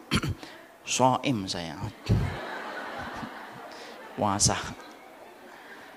Kalau kemudian tidak ditanya, sedih. Ya Allah, enggak ada yang nanya, kan enggak tahu kalau saya puasa. Tuh, lihat. Bukan berarti setelah ini kalau ibu-ibu puasa kemudian nanti bohong loh. Enggak. Saya cuma ngambilkan sampel yang gampang yang sering saya alami sendiri. Bahwasanya terkadang itu saking susahnya jaga hati ketika puasa sunnah, bukan niat untuk minum tehnya, bukan minat untuk makan udahnya, enggak. Tapi niat itu kadang-kadang setan tuh sampai ngobrak-ngabrik hati kita supaya enggak ikhlas tuh, sampai urusan tanya aja penting gitu loh. Coba dong ada yang tanya supaya saya kelihatan puasa gitu. Bu, enggak makan. Maaf ya, saya lagi puasa. Dan akhirnya kemudian kita menjadi rusak. Makanya hati yang salim itu hati yang menjaga niat. Kemudian yang ketiga, hati yang salim itu adalah hati yang bersih. Dia tidak punya hasad dan tidak punya dengki kepada kaum mukminin. Hatinya bersih. Selalu bersemangat untuk memberikan udzur kepada saudaranya. Jadi kalau ada saudaranya melakukan sesuatu, dia memberikan alasan. Oh bisa jadi dia begini, oh dia bisa jadi begini. Mbak, kemarin saya ngelihat Ustadz itu jalan sama perempuan. Oh mungkin itu keponakannya. Oh mungkin itu kemudian adalah ibunya. Enggak kok Mbak, masih muda kok. Nah itu mungkin istrinya yang kedua gitu. Contoh. Tapi semangatnya tuh ngasih udzur. Semangatnya memberikan udzur. Jadi kemudian dia itu semangatnya ngasih udzur. Dan dia tidak punya dengki dan tidak punya hasad kepada orang yang beriman. Itu cermin khusus. Makanya kalau ada orang dikit-dikit, kamu tahu nggak? Orangnya kayak gitu tapi saya tahu itu dibalik semuanya itu. Nah, itu cermin hatinya kotor itu. Makanya yang keluar itu cermin dari isi teko hatinya. Hati itu kan kayak teko. Teko itu pernah nggak mengeluarkan sesuatu yang berbeda dalam isi teko? Nggak pernah. Kalau teko isinya teh, yang keluar teh. Ada nggak isinya teh keluarnya susu? Nggak ada. Kalau ada saya pengen beli teko kayak gitu. Lah hati kita ini kayak teko. Omongan kita itu yang menandakan hati kita. Ada orang kok ngomongin orang, ya sudah, memang kerjaan di dalam hatinya itu memang gitu aja. Dan itu bukan hati yang salim. Ini panjang sebenarnya, tapi ya waktu yang menjauh. Kemudian yang keempat, yaitu yang keempat, Masya Allah ya. Ya sudah, hati kita salim kan, kasih udur. Ya, mungkin tadi ketiduran. Ya, jadi tidur beberapa detik dia, lewat akhirnya. Kan hati kita salim insya Allah. Kalau hati salim tidak usah cerita-cerita, jadinya riak. Insya Allah hati saya salim, nah itu riak jadinya. Kemudian yang keempat, hati yang salim itu adalah hati yang bergegas dalam melakukan kebaikan. Sifatnya cepat gitu loh. Kalau melakukan kebaikan itu cepat, karena dia ingat satu hadis, orang yang suka melambatkan kebaikan akan dilambatkan kebaikannya oleh Allah di akhirat. Contoh nih yang paling gampang, Bu E misalkan, seorang suami manggil istrinya, ini ada uang nih sekitar 70 juta, mau beli mobil atau haji dulu? Haji mas, mobil nanti, haji dulu. Nah, itu salah satu ciri khas hati yang salim, bergegas dalam kebaikan. Kemudian tiba-tiba jalan gitu, andan, mas berhenti mas, andan, yang kita sholat dulu. Jangan kemudian mas berhenti, mas ada masjid, ngapain? Pengen kencing, enggak. Tapi kemudian ketika dia itu betul-betul hatinya dalam semua kebaikan, bergegas dalam kebaikan, makanya kemudian Allah sebutkan dalam surat Fatir 32. Kemudian yang berikutnya, yang kelima, dia itu mencintai apapun yang dicintai oleh Allah, membenci apapun yang dibenci oleh Allah. Kenapa sih Ustadz benci sama sodomi atau homo? Loh iyalah, Allah benci dan jijik melihat homo kok. Kenapa sih Ustadz kemudian benci sama orang kafir ketika kemudian begini dan begitu? Iyalah, Allah yang membencinya kok. Semua itu menjadikan kita akhirnya apa? Membenci apa yang dibenci oleh Allah, mencintai apa yang dicintai oleh Allah. Ini penjelasannya panjang. Dan beliau tadi sudah ngingetin 5 menit lagi ya Ustadz, dan itu pun sudah 10 menit yang lalu. Jadi saya kira cukup pembahasan kita, walaupun sebenarnya masih panjang Ibu. Perjalanan ke Surabaya ini kita baru sampai bandara, masih panjang, tapi ala kulli hal waktu jualah yang membatasi. Tapi setidaknya kita paham hati yang bersih itu penting. Jangan hanya memperhatikan jilbabnya, bukan hanya memperhatikan sholatnya, tapi perhatikan hati kita. Jilbab penting, hijab syar'i tetap penting, semua aksesoris syar'i itu penting, tapi jangan lupa memperhatikan hati kita. Barakallahu fikum, ini yang dapat saya sampaikan. Saya serahkan kembali kepada pembawa acara. Jazakallah khair Ustadz, diminum dulu sebelum ditanya nanti pas atau enggak. Baik, ada waktu 20 menit insyaallah ibu-ibu yang dimuliakan Allah untuk sesi tanya jawab dari apa yang disampaikan Ustadz Umar Mita tadi tentang ciri hati yang salim, ya taqalbun yang salim. Ini pertanyaannya apakah sudah disiapkan panitia? Oh ya, boleh, silahkan.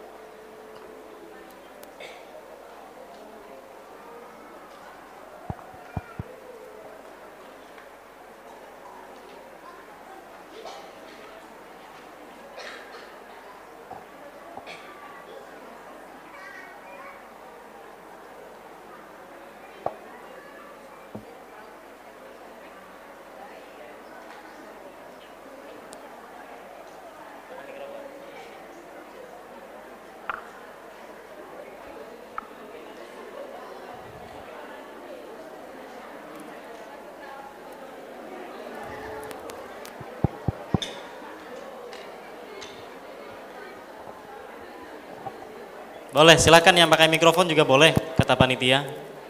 Yang pakai kertas juga boleh. Iya. Ya, silakan Ibu. Assalamualaikum warahmatullahi wabarakatuh. Bismillah, alhamdulillah, hamdan wa syukran lillah, amma ba'du. Yang kami hormati Al-Ustadz Umar Mita. Nama saya Siti Hindun Robah Humaidiyah, Camat Semampir. Mohon maaf saya agak terlambat karena bersamaan dengan kegiatan hari ulang tahun PTAL. Ada beberapa hal yang perlu kami tanyakan kepada Ustadz karena waktunya ini sangat singkat. Tadi sudah banyak dijelaskan oleh Ustadz ciri-ciri apa. Nah, sudah banyak disampaikan ciri-ciri menata hati menuju qalbun salim, menuju hati yang bersih. Sedangkan audien yang hadir di sini kebanyakan ibu-ibu, ini sangat luar biasa Ustadz, Baru kali ini kita bisa berkumpul kurang lebih 300 orang. Saat ini saya melihat ibu-ibu berkumpul di sini. Mudah-mudahan kajian ini bisa berlanjut secara kontinu. Apalagi yang hadir ini Ustadz Mita, ya Ustadz Umar Mita sangat luar biasa. Penggemarnya juga banyak sekali. Ustadz yang kami hormati, singkat saja, yang hadir di sini pasti menunggu kiat-kiat apa yang paling utama dan amalan apa yang paling mudah difahami oleh audien yang hadir di sini. Itu saja Ustadz, terima kasih. Assalamualaikum warahmatullahi wabarakatuh. Waalaikumsalam warahmatullahi wabarakatuh. Terima kasih Ibu. Tadi di depan ada yang mau bertanya juga ya, langsung ya silahkan. Saya jawab dulu Ustaz. Saya jawab dulu aja. Jawab dulu. Nah, biar fokus gitu. Oke. Sebentar Ibu, langsung dijawab dulu untuk pertanyaan pertama. Silakan Ustaz. Ibu Siti dan umahat yang lainnya yang semoga Allah rahmati dan Allah berkahi. Saya juga senang sekali dan bergembira dan bersukacita bisa mengisi di sini dan bertemu dengan umahat Al-Irsyad dan lain sebagainya.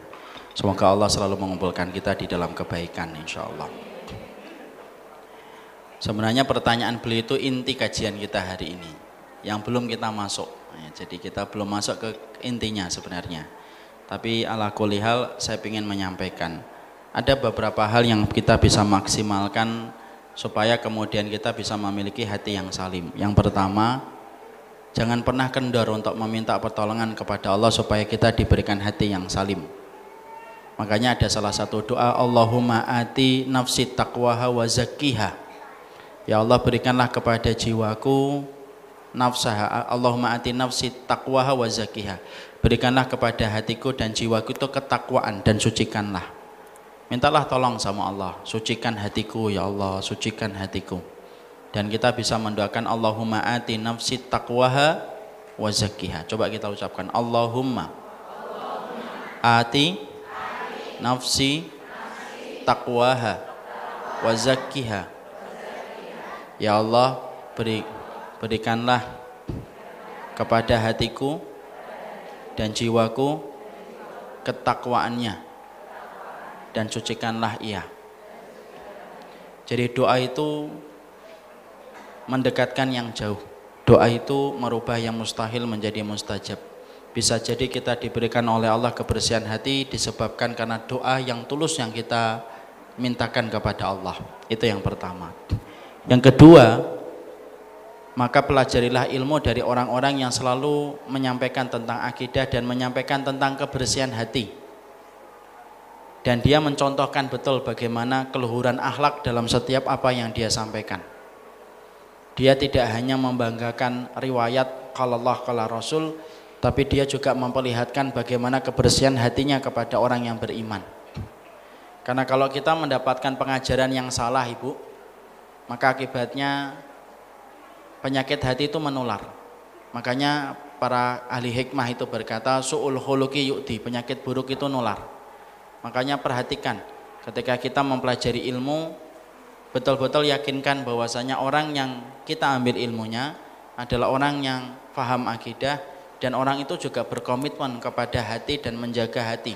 Tercermin dari setiap komentarnya kepada orang yang beriman. Kalau saya sudah mendapati orang siapapun itu ilmunya, berapapun ilmunya, tapi kalau sudah menghujat orang gitu, saya tinggalkan Ibu. Karena bagi saya hal itu bisa berpengaruh dan menular kepada hati saya. Kalau yang membenci itu orang awam Ibu, maka kebencian itu hanya untuk dirinya. Tapi kalau yang membenci tetapi diiringi dengan hasad itu orang yang mengajar ilmu, maka kebencian itu akan diikuti oleh orang yang belajar dirinya, orang yang belajar dari dirinya. Makanya yang kedua, pastikan kita bersama dengan orang yang tepat ketika menimba ilmu.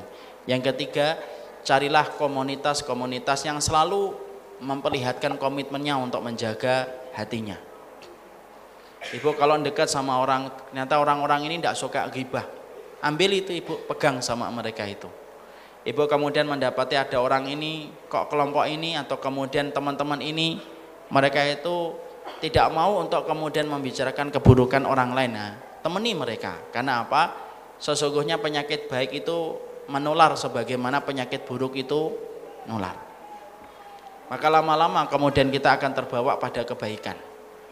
Makanya Ibu kalau saya itu dapetin ya, lagi saya dulu Ibu, ini contoh ya. Saya dulu pernah awal-awal ketika dakwah itu kemudian berhadapan dengan murid-murid saya sendiri, jamaah-jamaah saya sendiri yang saya ajar, tapi sudah mulai belajar untuk menghujat, menyalahkan yang lainnya. Padahal dulunya kita ajar. Sampai kemudian gurunya pun akhirnya disesatkan karena kemudian tidak sama dengan pendapatnya mereka. Tapi saat itu kemudian doanya saya itu apa? Simpel, sederhana. Saya berdoa, ya Allah, tolong ya Allah, gantikan dengan yang jauh lebih baik daripada mereka. Dan Allah menurut saya khusnul dan Allah mengabulkan. Sekarang saya didekatkan dengan ikhwan-ikhwan yang jauh lebih baik daripada generasi pertama ketika saya berdakwah. Mereka lebih bersih, mereka tidak suka ngomongin orang dan yang lain sebagainya. Disitulah kita menjumpai komunitas yang baik itu menguatkan kita ketika ingin membersihkan diri kita.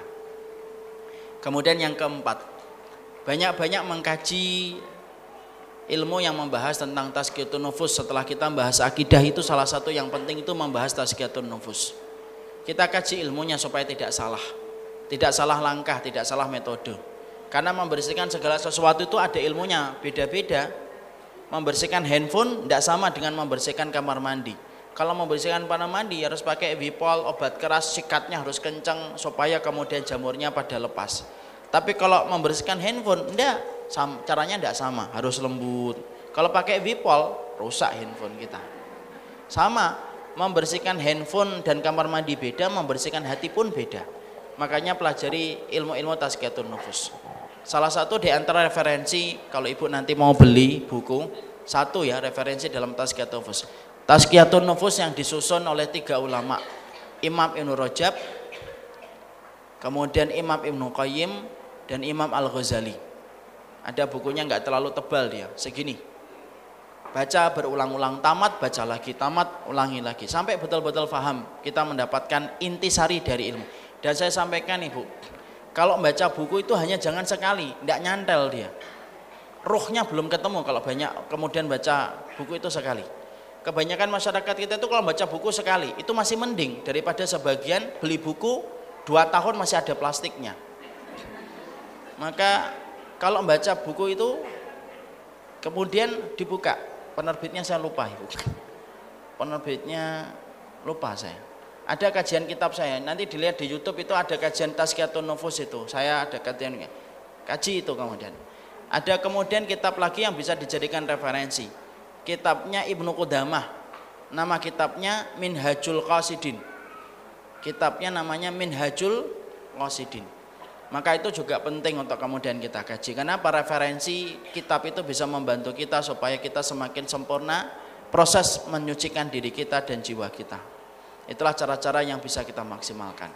Kemudian yang berikutnya, menyibukkan di dalam ketaatan itu penting. Kalau kita sudah sibuk dalam ketaatan, akhirnya tidak punya waktu dan kesempatan untuk melakukan pekerjaan yang tidak ada manfaatnya, salah satunya menyalurkan penyakit hati. Ibu kalau sibuk bangun, langsung, pokoknya saya bangun, langsung dzikir, langsung baca Quran, dibuat itu, runutan-runutannya itu jelas itu tiap hari. Maka tidak ada waktu lagi yang tersisa untuk menguras masalah penyakit hatinya. Kalau kemudian kita sudah sibuk di dalam ketaatan, makanya Imam Ibnu Qayyim berkata, sibukkanlah hatimu dan jiwamu dalam ketaatan supaya tidak disibukkan setan dengan bisikannya. Makanya terbiasa Ibu, ayo kita buat rundown acara kita 1 hari itu apa, terus sibuk terus itu, supaya tidak punya kesempatan untuk kemudian longgar. Sekalinya punya kesempatan longgar, situ bisikan setan masuk, penyakit hati mulai muncul kembali. Makanya menyibukkan dalam ketaatan itu juga merupakan terapi untuk menghadirkan hati yang salim. Barakallahu fiik. Itu mungkin sebagian dari terapi untuk mendapatkan hati yang salim. Baik, ini ada beberapa pertanyaan yang juga ditulis hampir sama dengan pertanyaan dari Ibu tadi. Ustadz sudah terjawab ya. Tadi yang bertanya adalah Ibu Camat Kecamatan Semampir di sini. Ahlan, Ibu tadi silakan satu lagi ya. Setelahnya saya baca yang melalui kertas. Silakan. Terima kasih. Assalamualaikum warahmatullahi wabarakatuh. Salam Ibu. Ustadz, untuk menata hati tadi seperti contoh Ustadz tadi, kalau kita berpuasa terus di tengah orang lain, kalau kita mengalihkan, ya enggak apa-apa nanti sebentar, artinya akan kita berbohong. Apakah itu termasuk menata hati atau kita malah menimbulkan dosa? Iya. Terima kasih. Yang terpenting itu Ibu adalah kita tidak boleh bohong. Kalau memang ditanya, Mbak puasa ya? Iya. Yang paling penting adalah penekanan dari contoh ini adalah supaya kita ngerti ketika kita tiba-tiba ditanya semacam itu, cepat-cepat mengendalikan hatinya supaya hati kita menjadi hati yang terjaga niatnya. Mengendalikan itu gimana Ustaz? Kita astagfirullah. Ya banyak-banyak kita ya Allah ikhlaskan hatiku ya Allah. Ikhlaskan hatiku. Banyak dialog dengan hati kita masing-masing. Kasih. Sudah. Bagaimana cara hati kita ini bersih dalam meminta dan mencari jodoh?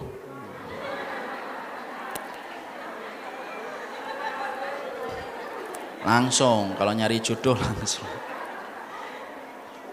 Salah satu fitnah yang sulit untuk ditepis itu fitnah antara laki-laki dengan perempuan. Bagaimana caranya ya? Caranya adalah bagaimana meminta segala macam tawasul, meminta segala prasarana yang bisa mendekatkan dia kepada jodoh. Dan saya ingatkan ibu-ibu, seorang wanita melamar laki-laki itu boleh atau tidak boleh? Boleh lah, tidak apa-apa, khair. Kalau dengan itu kita akan mendapatkan yang terbaik. Silahkan, tidak usah malu, tidak usah sungkan, dan itu hal yang wajar. Kemudian meminta kepada orang-orang yang kita percaya, guru kita, ustadz kita, untuk segera mencarikan jodoh untuk kita. Karena sesungguhnya kita harus paham ya, jatuh cinta itu penyakit dan tidak ada obatnya kecuali menikah. Sekali lagi, jatuh cinta itu penyakit dan tidak ada obatnya kecuali menikah. Bagaimana amalan hatinya? Apakah dalam memutuskan berhenti kerja, resign, karena ibadah jadi tergesa-gesa karena banyak pekerjaan termasuk kufur nikmat?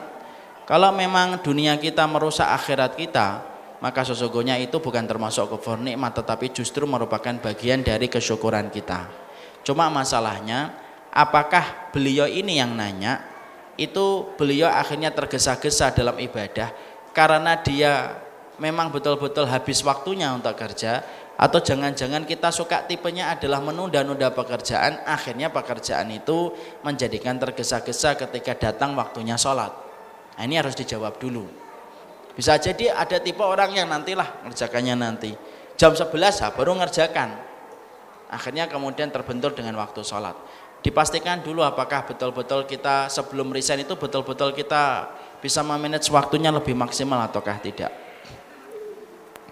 Bagaimana solusinya kalau orang itu ibadahnya bagus tapi hatinya keras, selalu suudzon, iri, dengki, tanpa temperamental?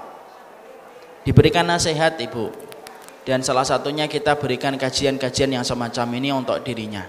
Kasih hadiah buku Tazkiyatun Nufus, kasih hadiah rekaman, supaya kemudian dia mampu mendapatkan terapi untuk mengobati hatinya. Tolonglah saudaramu ketika sedang mendolimi, salah satunya ketika mendolimi dengan penyakit hatinya. Cara menolongnya gimana? Menghentikan laju supaya dia tidak bertambah kedoliman yang dilakukan dengan hatinya. Bagaimana cara kita tetap menjaga niat supaya tidak kadang hitam kadang putih? Sulit, karena sesungguhnya memang fitrah manusia itu kadang hitam kadang putih. Tapi salah satunya terikat kepada majelis ilmu itu salah satu perkara yang bisa menjadikan hati kita tetap dalam kebaikan. Ibu kalau habis mengikuti majelis ilmu berubah enggak? Berubah. Walaupun lamanya berubah itu beda-beda. Ada yang 4 hari, ada yang 5 hari, ada yang 2 hari, ada yang 2 jam. Habis keluar dari sini ketemu soto, hilang. Ada yang kemudian ditutup sama ustadznya kafaratul majlis, hilang. Tadi belajar apa mbak? Mbuh, raro. Ada yang beda-beda, tapi yang jelas membawa perubahan atau tidak? Bawa perubahan. Makanya kalau ingin tetap istiqamah, jangan jauh-jauh dari majelis ilmu.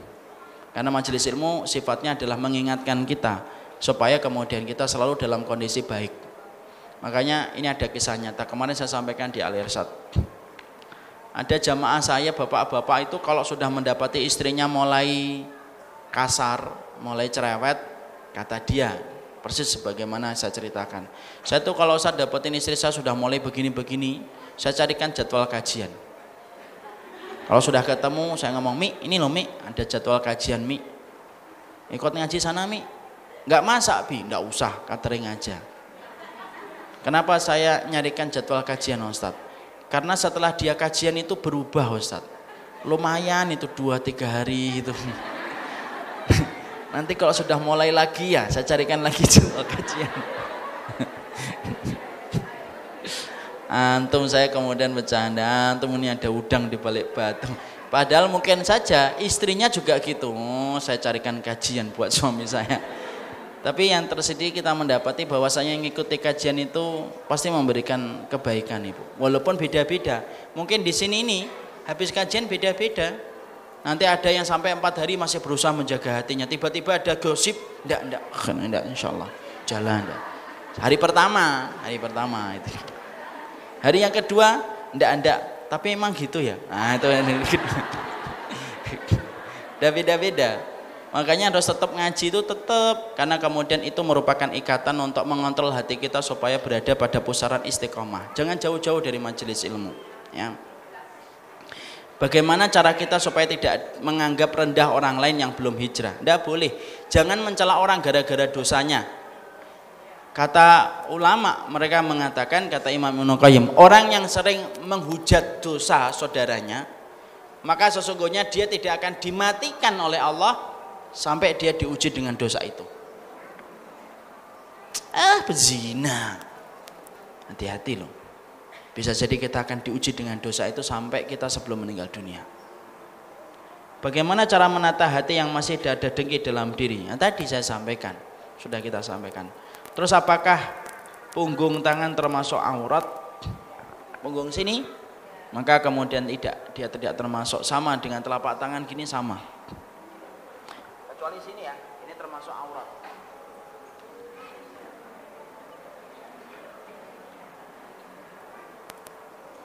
Kisah Abu Dhamdham mengingatkan saya perkataan seorang ustadz baru-baru ini tentang perkataan ulama, sombong kepada orang yang sombong adalah sedekah. Itu perkataan ulama.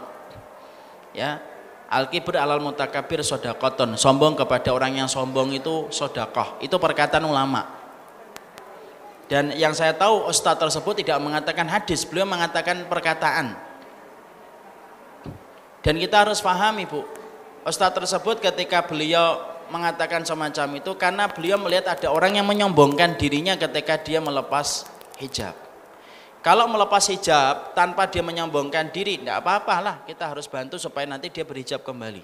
Tapi kalau dia mengatakan, buat apa butuh agama kalau kita sudah jadi baik, itu namanya sombong atau tidak sombong? Itu harus paham. Jangan sibuk menilai asap tapi lupa sama apinya. Ada yang membicarakan hadisnya itu tidak ada, itu namanya sibuk sama asap. Jangan terbiasa sibuk sama asap. Apinya dulu, kenapa sampai ustadz itu berkata itu?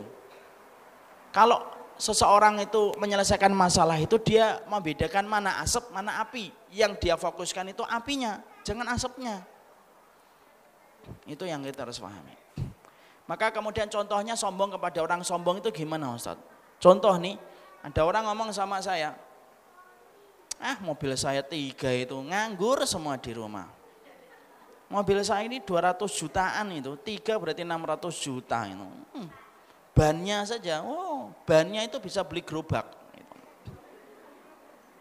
Kemudian kita, terus kemudian kita, sebenarnya kita lebih kaya daripada dia.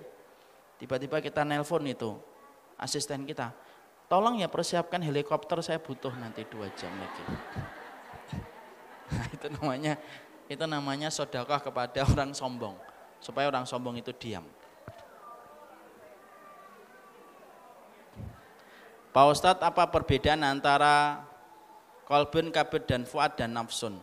Kolbun dan fuad sama, nafsun itu jiwa. Perbedaannya secara lebih mendetail saya tidak tahu. Wallahu a'lam bishawab, la adri. Afan Ustadz mau tanya di luar tema. Ada seorang suami sudah belasan tahun tidak bisa kumpul dengan istrinya, tidak bisa berhubungan karena istrinya sakit.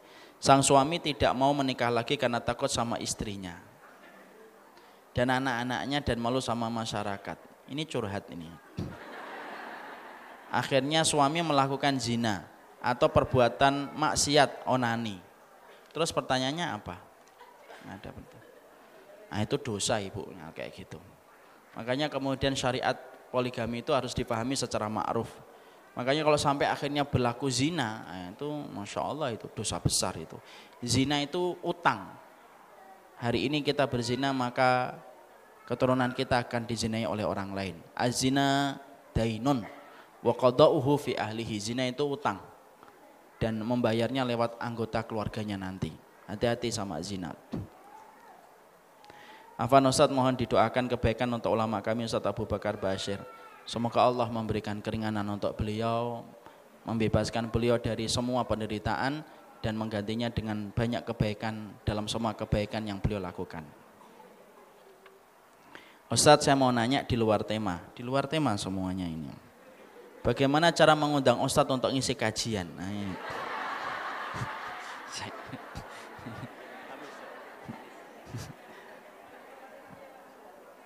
Nanti saya kan sudah kesini, nanti insya Allah kapan-kapan kesini lagi insya Allah. Kapan-kapannya tidak tahu. Ibu-ibu dan bapak saya harus mengerti ya, saya ini termasuk yang jarang keluar kota. Supaya tidak menjadi don, saya harus menjelaskan alasannya kenapa. Setelah meninggalnya ibu saya 3 tahun yang lalu, praktis 2 kakak saya berada pada pengasuhan saya. Kedua kakak saya ini Down syndrome. Yang pertama umurnya 53 tahun, yang kedua perempuan 43 tahun. Dan mereka ya sebagaimana Down syndrome lainnya. Jadi kalau makan harus disiapkan, mandi harus dimandikan, BAB dan yang lainnya. Alhamdulillah ada pembantu yang bisa membantu, ada istri yang membantu, alhamdulillah. Cuma bagaimanapun kehadiran saya kan penting karena mereka itu salah satu penggantinya ibu adalah saya selain bapak.